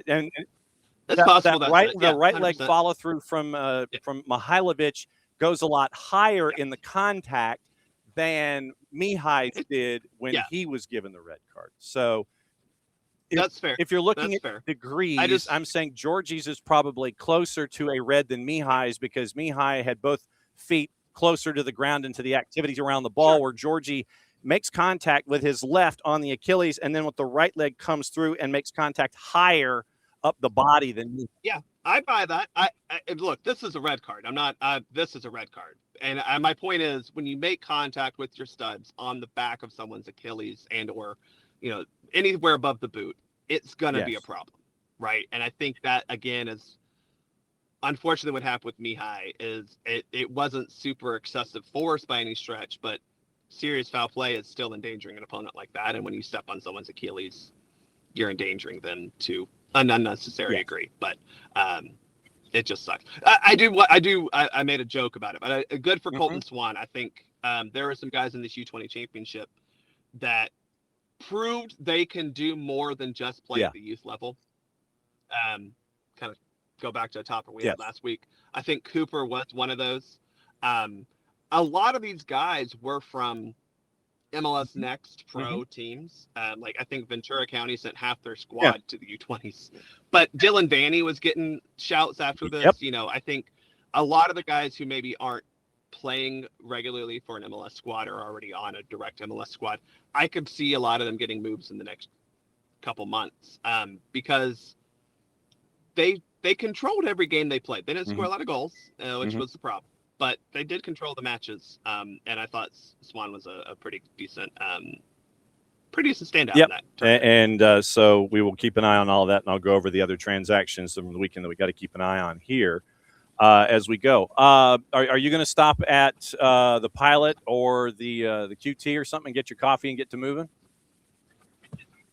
Well, I'm at a racetrack right now, so I'm probably going to stop Good work. there. Although the Pilot on exit 35 is usually my stop, and easily that is a great stop. But I got stores that hit in Simpsonville, Greer, and Greenville, so I'll probably hit a QT after that. Head over to Indian Land, South Carolina, which is basically just south of Charlotte. Then up to Waxhaw, which is a fantastic city that I suggest you don't go to. And then ending the day visiting some nieces and nephews up in the Charlotte area. Yes. So if you would, please, sir, be safe. And we'll make sure that both hands on the wheel, you get there safely, you do everything, you crush it, and then you get to say hi to nieces and nephews. And we'll be back at it again. Actually, first time meeting this niece. She was born earlier this year, so get to see a new bit. Do you have your WBGV gear or Arsenal gear that? Actually, I have Steelers gear for them because they are West Virginia fans, but also Steelers fans because a lot of them are like that, and they do not need help with West Virginia gear because grandparents buy them. So I if it's look, if they're going to get Steelers stuff, it's got to be old school steel curtain stuff. It can't be the current. It is from the Strip District in Pittsburgh down there, so it is pretty authentic in that regard. And it's got to be the old school players. It can't be the current incarnations with. No, I agree. I agree with that. But yeah, I get to see them again in a little more than a month because West Virginia plays Virginia in Charlotte. In the big Mayo Bowl thing, not Mayo Bowl, but the big Mayo contest. I don't think we dumped Mayo on someone. We should, but we played, on my birthday, no less. So I'll be seeing them September for that game. Okay, well then go get caffeinated and go get your food and go see the nieces and the nephews, and we'll catch up with you again next week. I'm glad we were able to figure out that the headset was the issue and not the signal in and of itself. Of all the things I thought would be the issue, that was not what I thought it was going to be the issue. It's almost like Atlanta United, you go, man, maybe the issue wasn't what you thought it was. Maybe the issue we could solve was already in our capacity with Adrian Gill being inserted. Let him be there at the 6, and you get a. Maybe all we needed was a 5'3" blonde kid. He's taller than 5'3". Trust me there. Yeah, he is. Trust me, I see him. He looks little out there, but he's with the twos. We get to see him. He is taller than 5'3", sir. Be good. We'll see you next week. There he goes. This is Bart Keeler, SoccerForUSPod. He's going to go to work. All right. So Keidane McAlpine, UGA, is set to join us top of the hour. We'll save the college mashup for about 15 minutes from now and get you prepped for that because we're going to talk about the season so far at UGA, and we're going to talk about soccer at Sanford and preps and coming back from Minnesota and hitting the ground running because they came back late yesterday afternoon, early evening. They landed. They probably had to drive up to Athens. They probably didn't get home until late. So they missed the late local news and everything else. And so they had to get up this morning and catch up with everything. But yeah, Keidane McAlpine set to join us at 11. We'll go added time with him and wrap up the show today to get you ready for soccer at Sanford on Thursday. Reminder once again, pregame show from inside the stadium. 6 o'clock, Maddie and me. You'll hear bits from this interview. You're going to hear bits from Marion Crowder. We're also catching up with James Madison, and we'll get you ready. We'll have lineups by then, and we'll talk about the vibe and the season and the SEC and everything that's going on. But pregame show 6 until about 6:55. Glenn Davis, Jill Lloyd, Marion Crowder. We'll have the call for Marion. It'll be a homecoming, and we'll talk about that tomorrow morning at 9:30. KCD is bouncing back and forth between MLS and college. She's going to be a lead color for the ACC matches this year. She got to cut the ribbon on her ACC coverage with North Carolina and Fairfield on the weekend. so she's getting her college reps. Going to be off. It'll probably go 8:30 to 10:15 tomorrow because I've got to unplug and plug back in and get ready for the pregame show at 10:30 with the twos and Chicago Fire 2 from the Children's Healthcare of Atlanta Training Ground at 11 o'clock. Remember, if you're going, tickets are free. Get them at Ticketmaster. But just know that you got to give yourself a little extra time because you got to get the shuttle from the park down the street, and you've got to come up the street in the shuttle, and your bag that you bring into the facility has to fit the parameters for Mercedes-Benz Stadium. So it's got to be clear, and it's got to be a certain size and all that kind of stuff. So just remember those things if you're going tomorrow morning, where it's brunch with the twos, 11 o'clock, 10:30 pregame here on the network, as Atlanta United's right there in the 7-8, and they've got to get a win. Chicago Fire 2 behind them in the standings, and they're looking to get into the playoff discussion. Atlanta United 2 trying to keep the Fire out of the playoff discussion and move up the table themselves with 6 matches to go in the regular season. So that's where we are with MLS Next Pro. Okay. Gossip, rumor, and innuendo, what to watch, where to watch it, how to watch it. We'll get into all that stuff here right now. So, obviously, there have been your standard amount of movement going on with players and signings and all the things. Rodri is now in the barn. Cristiano Ronaldo has said that he's probably going to retire after this season. So probably going to retire. So here's what we know from everything bouncing around. Barca weighing up a move for Victor Gyökeres, according to Il Chiringuito. Take the information at your own peril. We love the show, but we know what it is. Barca have reportedly ID'd him as a potential replacement for Ferran Torres, who completed his switch to PSG. Set to check on the situation to see if Arsenal would be willing to discuss a deal 1 week before the Premier League season starts. Real Madrid interested in Martin Zubimendi. According to Team Talk, reported discussions have already taken place with his reps. Jose Mourinho keen on signing him, linked with Chelsea, arrived at the Emirates for a fee of 60 million euro last summer. Arsenal open to letting him go if they receive the right proposal. Played in all 38 Premier League matches last year. Sao Paulo, get this. Knicks. Sao Paulo made an approach to sign Jamie Vardy. According to Fabrizio Romano. Once again, take the information as you wish.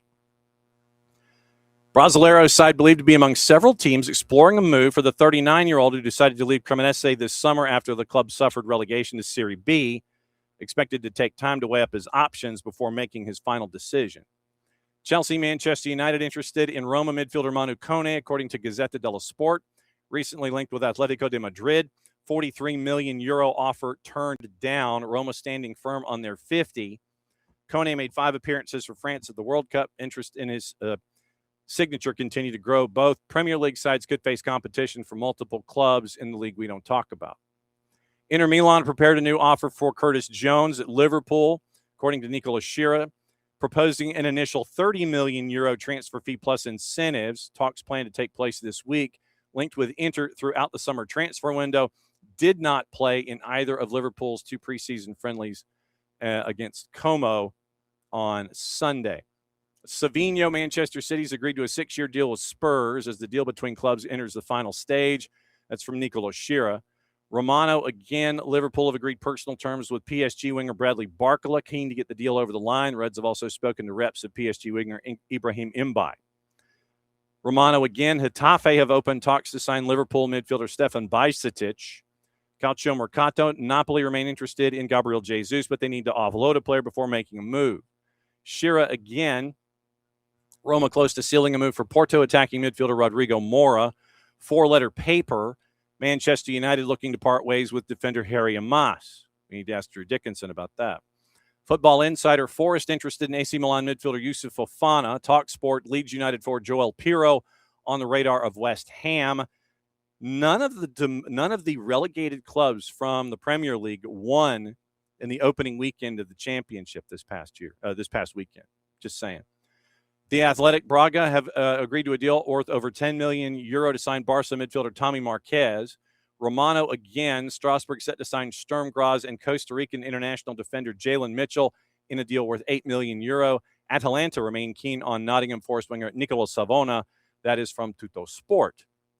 Now, checking in with all of our friends and contacts and such. And it's going to take us for blank and ever to go through everything that Ben Jacobs is going through this morning. So here is what Ben has going on this morning, and it's a lot. It's like literally you've got to sit there and go, man, that's a lot of stuff, and it is. Ipswich confirmed Julio Enciso's joined from Strasbourg, 30.5 million euro fee, including add-ons, signed a 5. Returns to Portman Road, where he spent 2025 on loan. The move was driven by Gary O'Neill, and Enciso spent 6 months there in 2025. Ipswich also confirmed Abdul Ouattara has joined from Strasbourg on a 5. 20 plus 5 million euro in the fee. Ouattara quoted, and he's holding up a scarf. So he's holding up a scarf, and Julio Enciso is just smiling into the camera. No contracts, no pen hovering over a contract, no jersey with a year on the back. So the Tractor Boys just believe in casual photographs to prove player signings. Ouattara, quote, Premier League is the best league in the world. As soon as I knew the opportunity was there to play in England under a manager I've already enjoyed working with, I jumped at it. Once again, the Gary O'Neill connection with Abdul Ouattara. Sergi Busquets has joined Barca Athletic as an assistant coach, joins Barca B while also completing his coaching badges. And with Sergi Busquets, he's just standing with arms folded, smiling into the camera, slightly off-center, and no contract signing there, no pen hovering over a notebook. He's just wearing a Barca shirt, and he's probably wearing shorts, and he probably looks like he could probably take on some of those kids. But Sergi Busquets, coaching at Barca B while he's completing his coaching badges. Once again, Barcelona agreeing on the deal with Rodri, 76.5 million euro fee, including add-ons, signing a 4-year deal. Manchester City closing in on Ayoub Bouadi, not discounting a bid for Enzo Fernandez despite Friday's deadline, and that was at 120. Al Hilal showing an interest in Pedro Neto from Chelsea as of Monday morning. Chelsea have yet to receive a bid. Neto is valued at close to £100 million. We mentioned Ayoub Bouadi. Terms are in place for the Moroccan midfielder from Lille. So keep an eye on that with Manchester City. Juve have agreed to a deal to sign Guillermo Vicario on loan from Spurs with a buy option of around 10 million euro. Reported on Saturday, Vicario, the other Juve option to Emi Martinez. Zion Suzuki is going to formalize his move to Aston Villa today. They reached an agreement in principle, 30 plus 5. Villa was in advanced talks over the weekend and apparently have locked it down. They're going to formalize that move today at 30 million euro plus 5. The Emi Martinez saga, Juve have always been cautious on proceeding with Emi Martinez due to the finger issue. As reported yesterday, the deal is not proceeding as it stands, and that was when Vicario came into the discussion and is now going to get signed by Juventus. Now to Tom Bogert. Bogert's been a very, very busy man also. So Tommy Scoops saith the following. Once again, we'll go to the top of the order with him. We had mentioned what's going on. Hibbs finalizing a deal. Thank you to Dell for jumping me on this one, being the intrepid producer that he is. So deals for January. Swan finishes the year with a battery. Goes to Hibbs for the second half of their season. 11 goals, 6-figure fee, and a sell-on. So Hearts, I was right. It was Hearts. So it is Hibbs and Colton Swan. It is Hearts and J.J. Williams. Next time we talk to Michael Parkhurst, we need to talk about J.J. Williams because Hearts are apparently closing in on a deal to sign J.J. Williams, Atlanta United legend J.J. Williams, by the way, from Rhode Island FC. It's been a great talent in USL Championship, 8+4 this season for Rhode Island FC. Hearts made a push for the title last year, finishing second, so they're thinking that J.J. Williams can push them over the top on this one. FC Rouen, third level of the French football pyramid, signing Wubens Passius from Nashville. Excelled in the USL Championship and the Canadian Premier, but now he's off to the French third tier because he has not had an opportunity to really get regular minutes. And so now he goes over to France and FC Rouen. Also, Messi and friends set to sign forward Lovins Delanois to a first-team contract, started 2 of the team's Leagues Cup matches, and impressed the club from there. And keep an eye once again, Rangers and Kevin Kelsey. It was $10 million in the region of the bid. Timber's not looking to sell. Kelsey's not looking to go. 9+2 in just under 1,000 minutes coming into the weekend. Rangers are not the only club chasing after Kevin Kelsey. So that would be your foreign and your domestic so far. Let me check David Ornstein, and that will be the last one that we catch up with. In CISO, he is reinforcing this. Medical's done. It's a 5-year deal. Ornstein is also mentioning that Abdul Ouattara also joining. And like I said, there's a picture once again. Ouattara is holding up a scarf. No hovering pen over a contract or a notepad or anything or a notebook, just the scarf. So you take that, you add that to everything that we've seen in the pictures, and you look there. But so you get the new signings for Gary O'Neill at Strasbourg. So goalies changing and shifting and switching, and Benfica had lodged a €20 million offer to sign Taylor Harwood-Bellis from Southampton. Center back, 24 years old, fell below their valuation, rejected, but they're open if the price is right. Marco Silva wants an England international and a player who is keen on playing at Benfica as a possibility. So that is what we know this morning about who might be going where, doing what, and when. So that is the that's the rundown there. All right. So what to watch, where to watch it, how to watch it. Brought to us by our friends at Fanatis, fntz.co/soccer down here. That link is important, helps you out, helps us out, helps them out, and it is a way for you to get a boatload, and that's one word that I'll use, a boatload of games that you might not have had access to one way or the other, and you get a lot of the A and B divisions in South America. And trust me, you get a lot of them. You get TVV out of Venezuela, CDO Plus out of Chile. You get TSA out of Argentina, which means you get Copa Argentina, and the matchups that drift through from the second division and from the LPF. You end up with Liga 1 Max Pro out of Peru.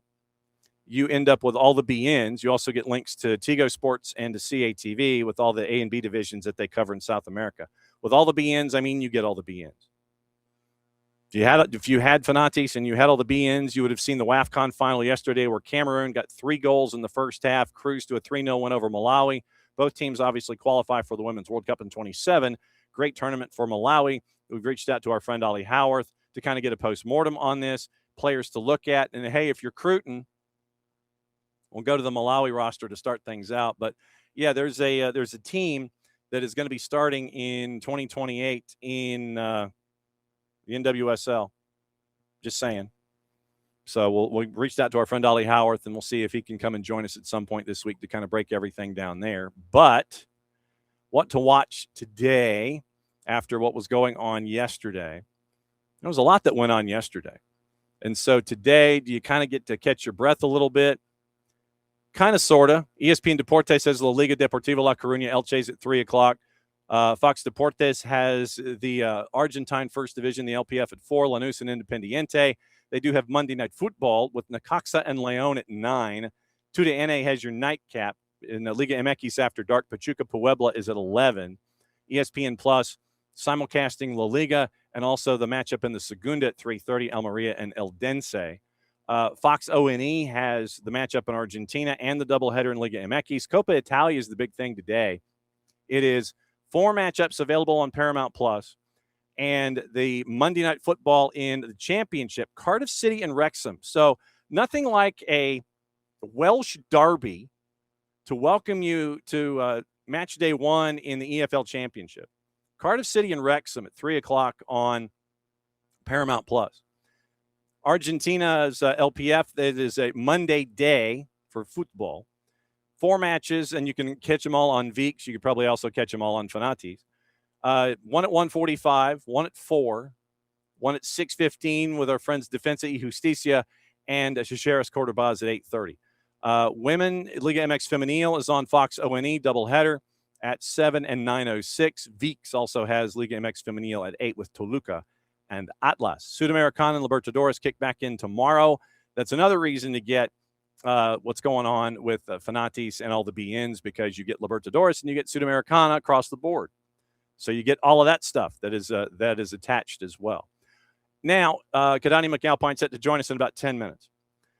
What we're going to try to do during the college season is we are going to try our dead level best And it will be an opportunity for us to try and let you know at a decent rate of speed what in the wide world of sports happened in the college game over the weekend on Mondays. So there were a handful of games, including one involving our next guest, that were up and running on Sunday afternoon and evening. So here is your look at, in the Monday mashup, UGA and Minnesota. It is Florida Gulf Coast, Georgia Southern, Stetson, Kennesaw State, Mercer, and West Georgia. You'll recognize Danny Waugh. You'll recognize our friend Mateen Rad.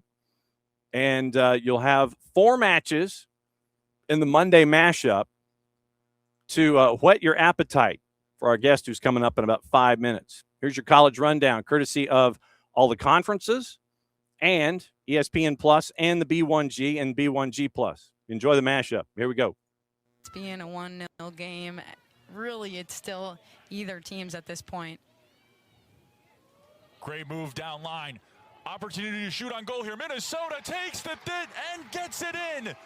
Minnesota has tied this game.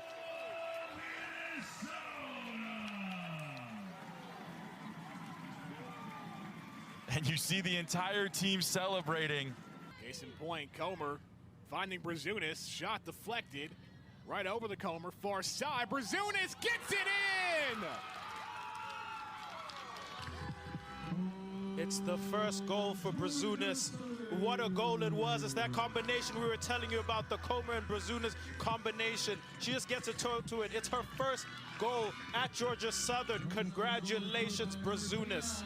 First of her career and right on cue. That pairing of the forwards working in tandem to put Georgia Southern up 1-0. And that exemplifies the kind of forward that she is, a fox in the box. She'll sniff out trouble. She'll be a focal point for those crosses into the box. This one didn't even have to be on her head. This one was perfectly placed for her. Started by her.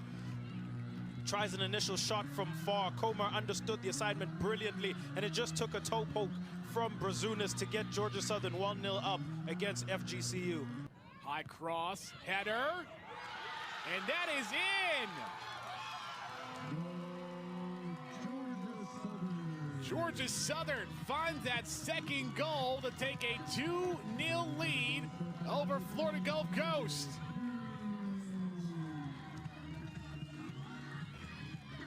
And again, it's a goal against the run of play, a goal out of nowhere from Georgia Southern. It originated from that long throw in, which we haven't seen much from Georgia Southern, but deployed by Mistowski.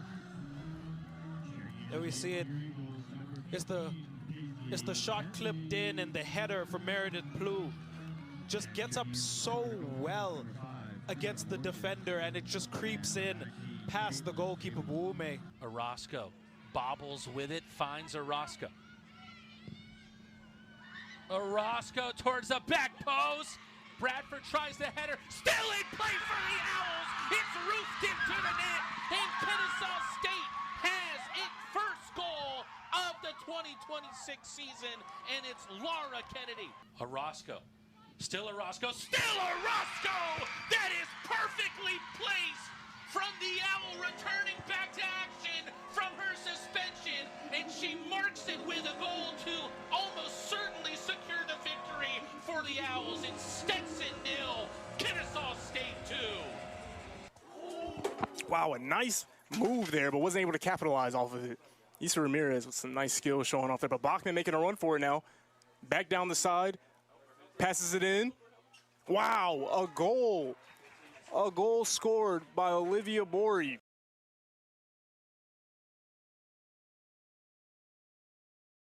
You hit a button and you sit there and you forgot you hit a button. That's your mashup.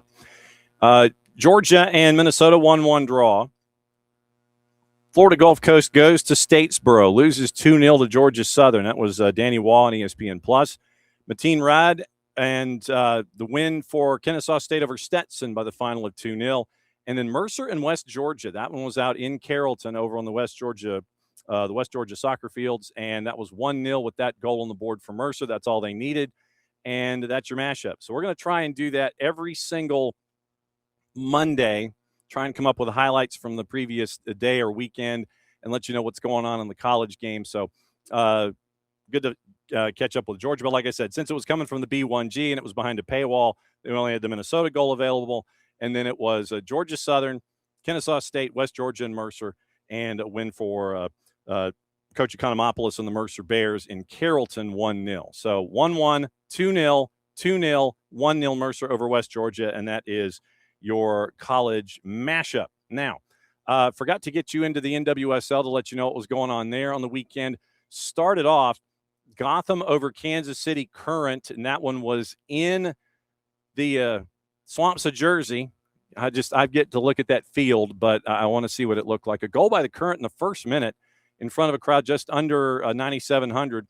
Then Midge Purse scores in the 13th, Sam Kerr in the 41st, and Gotham gets the 2-1 win over Kansas City. Kansas City doing well on the road. Utah and Bay. This one was at America First. Jarrett was there. And in Sandy, Utah, Utah continues to just put goals in the net. One of the leading offenses in the league. They were down 1-0 in the 6th. Then you had Maria score in the 7th.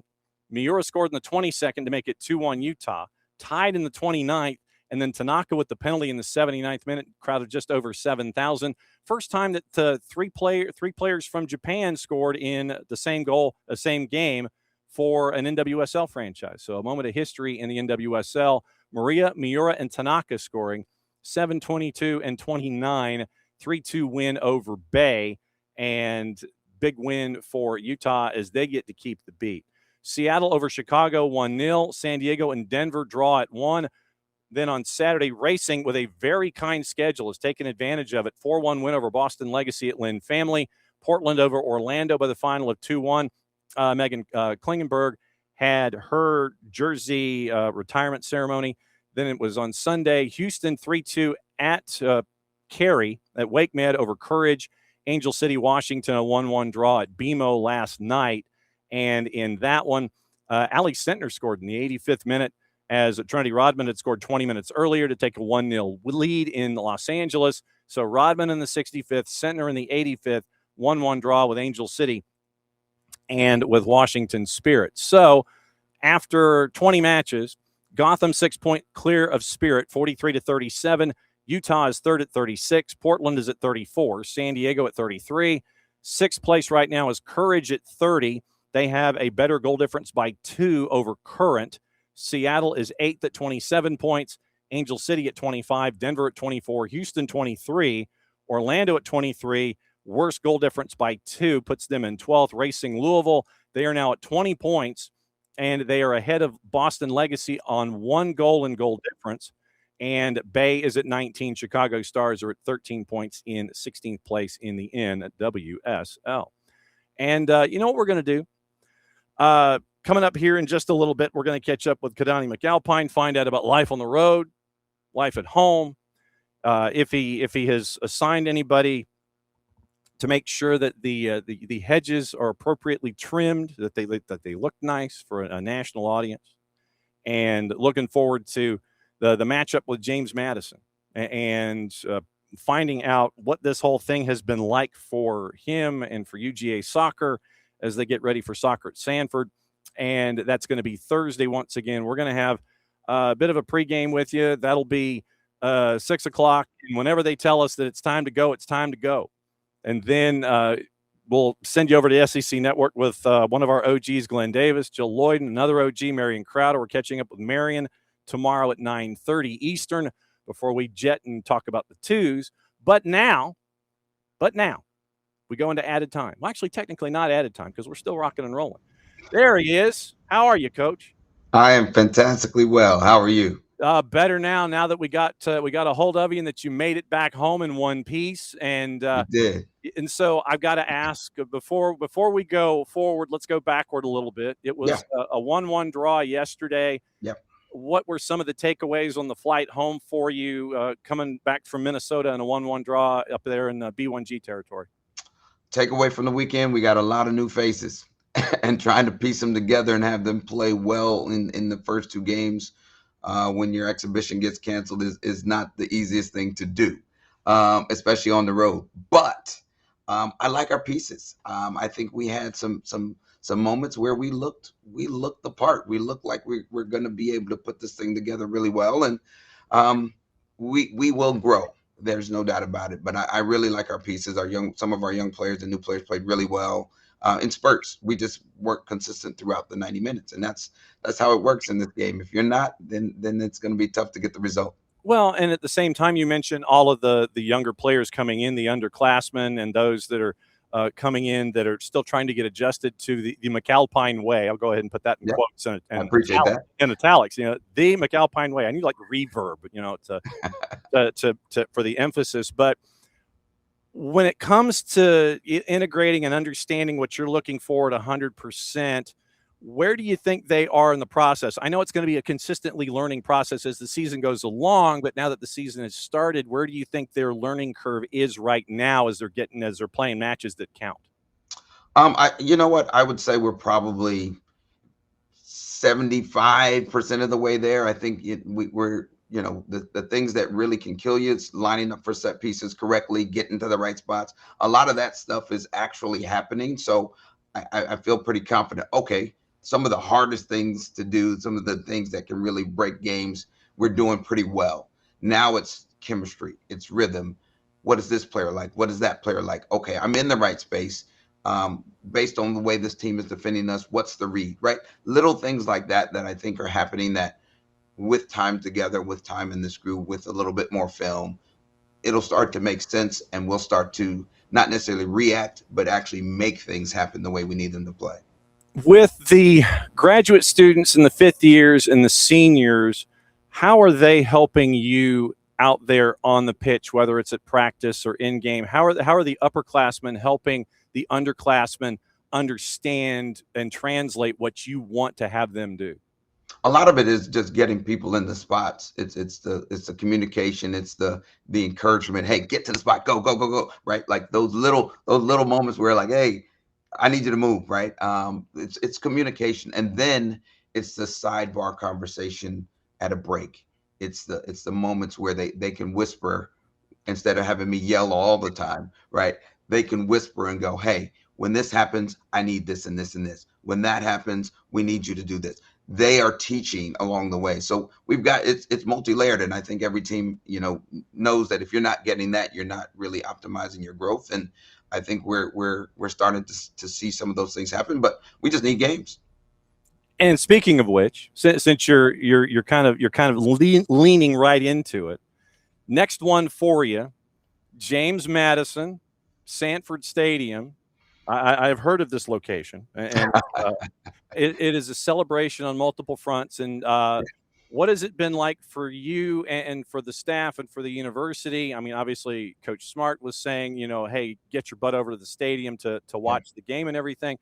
What has it been like for you and the university while you're playing in the B1G and you got games that matter, still trying to sit there and get everything squared away for what is going to be a fantastic event on Thursday? What is it like having to clone yourself to have to work two sides of the street?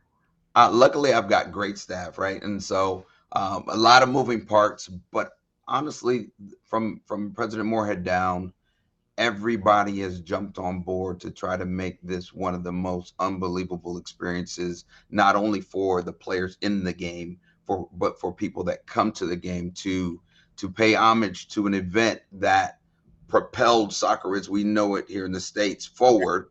And then you look into the 99ers and so on and so forth. And so it's been really, really exciting, humbling in a way to have this many people pushing so hard to make this an unbelievable night. You look at these are the target numbers for folks that are wandering into the door, other than the main target number that you want to be like 92,000, obviously. I know, right? 76,481 were there August 1st of 96 when it was the gold medal match in the Olympics then. But the target numbers when it comes to college said in 1999, 14,410. The men's record set in 1980, 22,512. And you were part of setting the regular season attendance record when the folks that were in downtown Los Angeles over next to the Mausoleum They were playing the hallowed halls of UCLA back in 2017. Yeah. What do you remember about that game where 11,925 were looking at a crosstown matchup of two schools that really do not like each other when USC played UCLA? Honestly, the funny part about it is we were fortunate enough to play that rivalry in the Coliseum at UCLA, at Dignity Health. We've played it in 3 places, so we averaged about 8,500 people for that matchup. So to be there and to be in that night, it was, every time we did it, it was unbelievable. The energy, the best part are the little kids. To hear them celebrate each and every play, the oohs, the ahs, because one of those little girls are going to be on the field in that matchup sometime in the future. It was the best part because you could hear it, every little shriel and moment.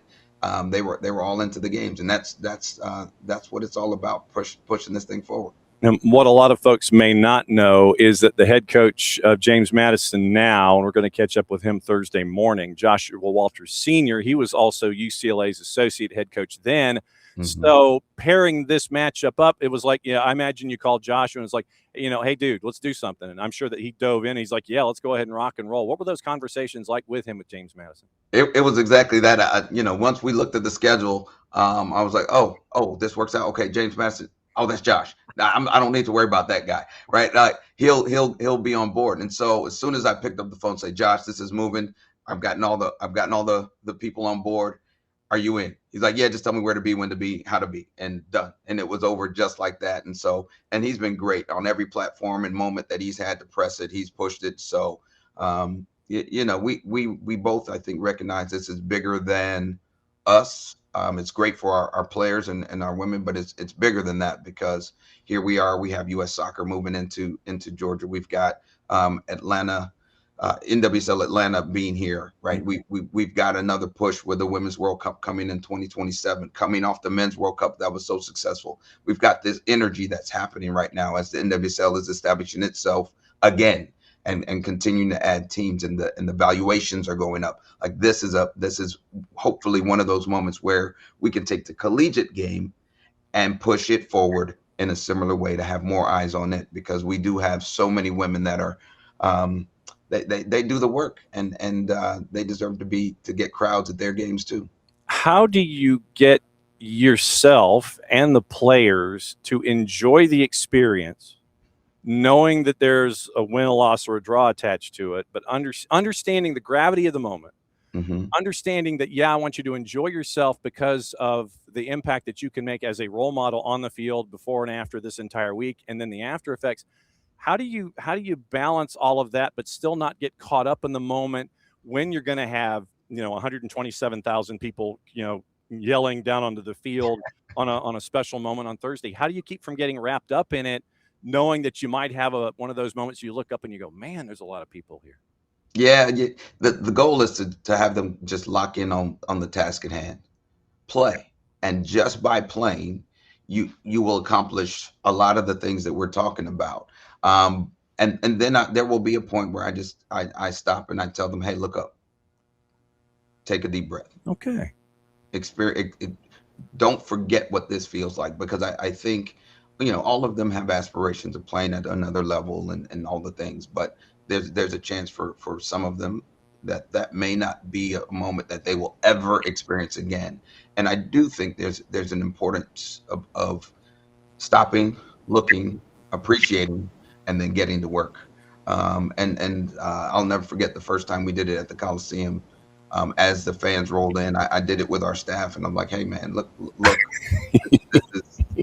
let's stop for a second. I know this game is going, and we were underdogs at that time. That was a fantastic UCLA team that we were playing that night, but and we had just gotten there. But it was one of those things. Once you stop and listen and take it in, you don't forget it. You don't forget the feeling. You don't forget the goosebumps. You don't forget the sound of it. And I want to make sure that we at least take the time to experience it, because there is something about being present and then giving your best because you understand the space that you're in. How has the college game evolved, grown, whatever word you want to use, from that game to what we're going to experience Thursday. How has college either maintained or changed in that time frame going from one bookmark to this one? That now that's there's so much in it. I will say, I think there seems to be more parity, right?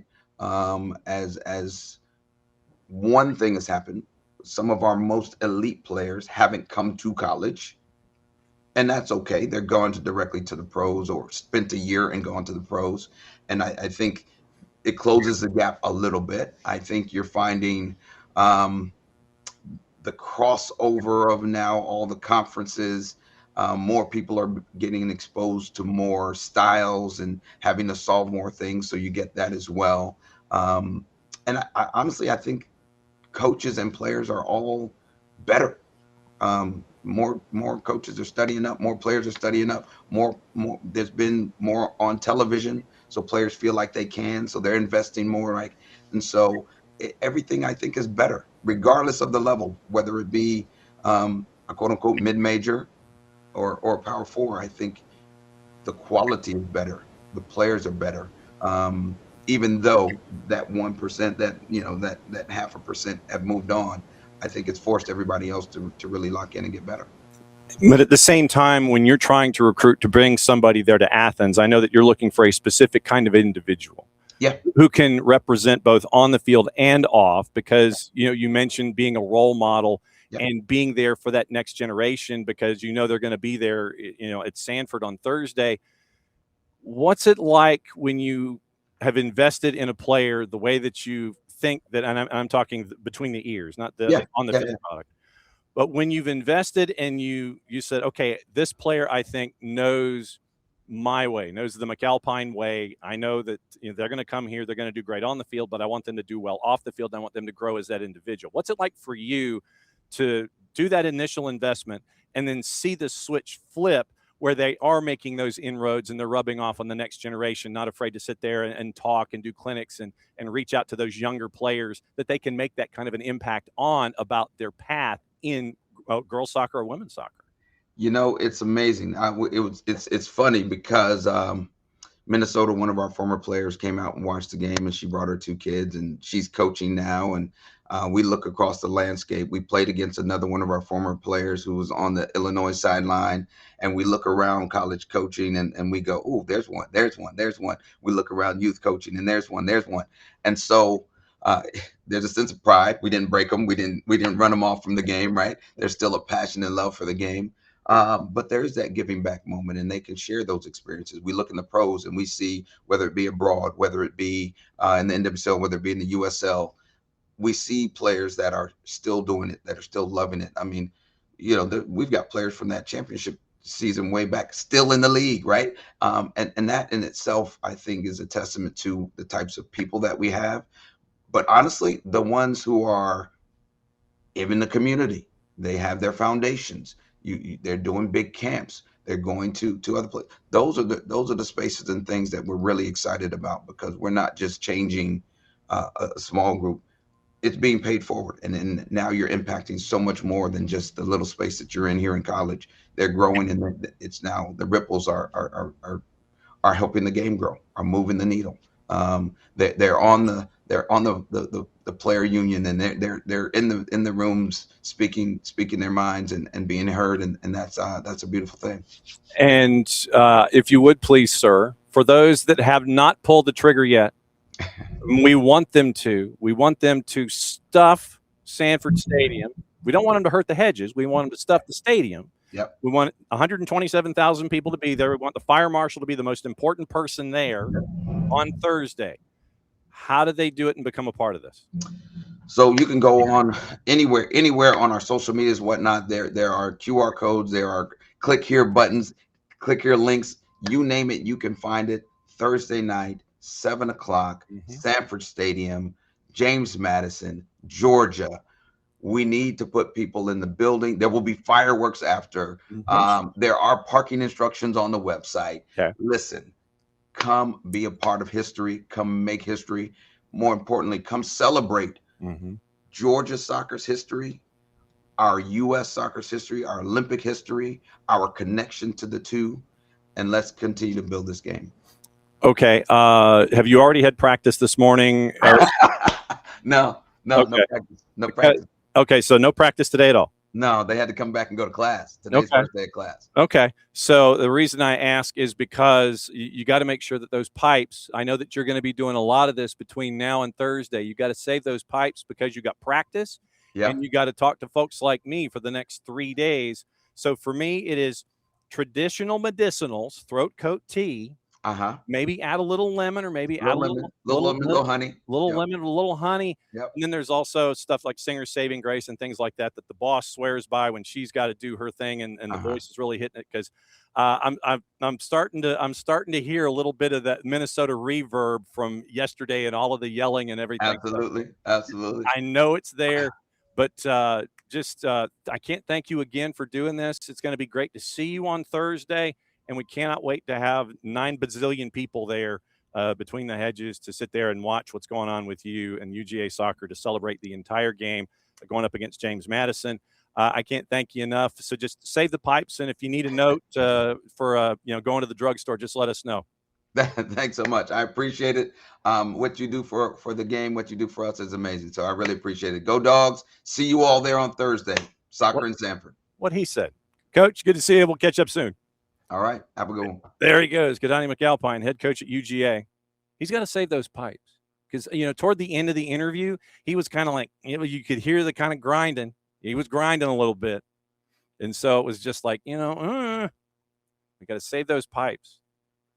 But yeah, it's going to be really interesting.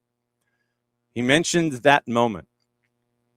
And there's going to be that moment where you look up and you see all the people and the impact that you're having. So your target numbers, once again, your target numbers. Soccer attendance record for women, 14,410, set in 99. 22,512, set in 1980. That's on the men's side. Regular season women's attendance record, 11,925, USC, UCLA, November 2017. Josh Walters was was UCLA's associate head coach in 2017. So like I said, we're catching up with Coach Walters, 9 o'clock hour Thursday morning. And we'll get ready for any and all of that. And we'll get the JMU side of things, and we'll get the 2017 side and what to expect, what film room has been like, all that kind of stuff. But you could hear from Coach McAlpine. He was still trying to recover from yesterday. But very, very cool. Thanks to Jake Stanley and everybody up at UGA. Like I said, pregame show, 6 o'clock. And we're going to go probably to like 6:55. So you'll hear this interview. You'll hear the interview with Coach Walters from earlier in the day, Marion Crowder coming on 9:30 tomorrow. And we'll have lineups and get you ready for everything. And Maddie's going to be calling some UGA soccer this season. So it's an opportunity for her to get her first look about what's going on. So, so far this year, those 2 draws that Coach McAlpine talked about against B1G competition, 1-1 against Minnesota, goalless draw in Champaign against Illinois. Next up, James Madison, soccer in Sanford, 7 o'clock Thursday night. We will be there. Book 'em Dano, aloha. So that is the rundown of everything. Let me check and see if I've missed anything from this morning. I think the answer is no. Just keep an eye out for Atlanta United and the intended signing of Braille Mbolo. And we'll keep an eye on that as well for Atlanta United. Yes, and Dell doing the public service announcement. Episode 1, Georgia Soccer, whatever it takes. It's on YouTube. Very, very cool. So let me see. Good morning, Dell. Let me see who's in here this morning. And we will, let's see. So morning, Dell. And let's see. Morning, David. And, yeah, I've got to go back and see the Rocco Rios Novo moment. Let's see. Morning, Michael Head. And, yeah, Baez did get a second yellow on the goal celebration. So he got a yellow on the goal celebration. Let's see. Yeah, and join the Fantasy League, by the way. Join the Fantasy League for Premier League, and I'll put it in the Discord again. And so right now it is me and Dell. It needs to be a lot more of you. So join the Fantasy League as we go this season. And like I said, I'll put that in the Discord and remind folks. We have until Saturday morning. Let's see. So there's Michael, there's Four Card, there's Abby, there's Will. Yes, Bundesliga 2. Most wonderfully chaotic league ever, especially when it comes to the playoffs. So let's see. There's David, there's Will, and I think that'll do it. I think that's it for everybody here this morning. But once again, thanks to Coach McAlpine up at UGA, and thanks to Bart, who was in Anderson, South Carolina, sitting in his car, and thanks to Abe for sitting in Colony Square, hydrating, and breaking everything down there. That is Monday here on SDH AM. Once again, tomorrow, early start time because of the twos match at 11. Pre-game show at 10:30, which means we're off the air by like 10:15. Marion Crowder set to join us at 9:30. And we'll start probably 8:30, go over what happened in Major League Soccer on the weekend, what you might have missed, all the news from this morning, and move you forward. So like 8:30 start till about 10:15. And then the Atlanta United 2 pregame show at 10:30. And then Maddie will have the call for the twos and Chicago Fire 2. That one will be, once again, 11 o'clock here on the network. So, yes. Yay. Thanks to Wiley. Dell got into the Discord. Excellent. Excellent. Good deal. All right. So join the Fantasy Premier League. And Dell will probably plaster the Discord in it as he should. So join the Fantasy Premier League competition that we'll have going on. Dell's Fantasy League. I'm in it. You should too. Y'all get to laugh at me all season long. And we'll go from there. Tomorrow morning, 8:30 is the targeted start time. And we'll rock and roll from there and get you ready for Tuesday. And the twos, it's brunch with the twos at 11 o'clock in the morning. And the week rolls on from there. So for everybody here at SDH, we've started another week covering the beautiful game, people. And we're going to continue crushing it. Thursday's going to be so much fun. We're going to talk about that too as we go. And since it is the end of the show, back in a little under 22 hours, it means we get to do this. And what you plot, y'all? Play it safe. We'll be back at it again, 8:30 target time. Set your notifications. 8:30 tomorrow morning. Since it's the end of the show, that means we get to do this. We'll see you later.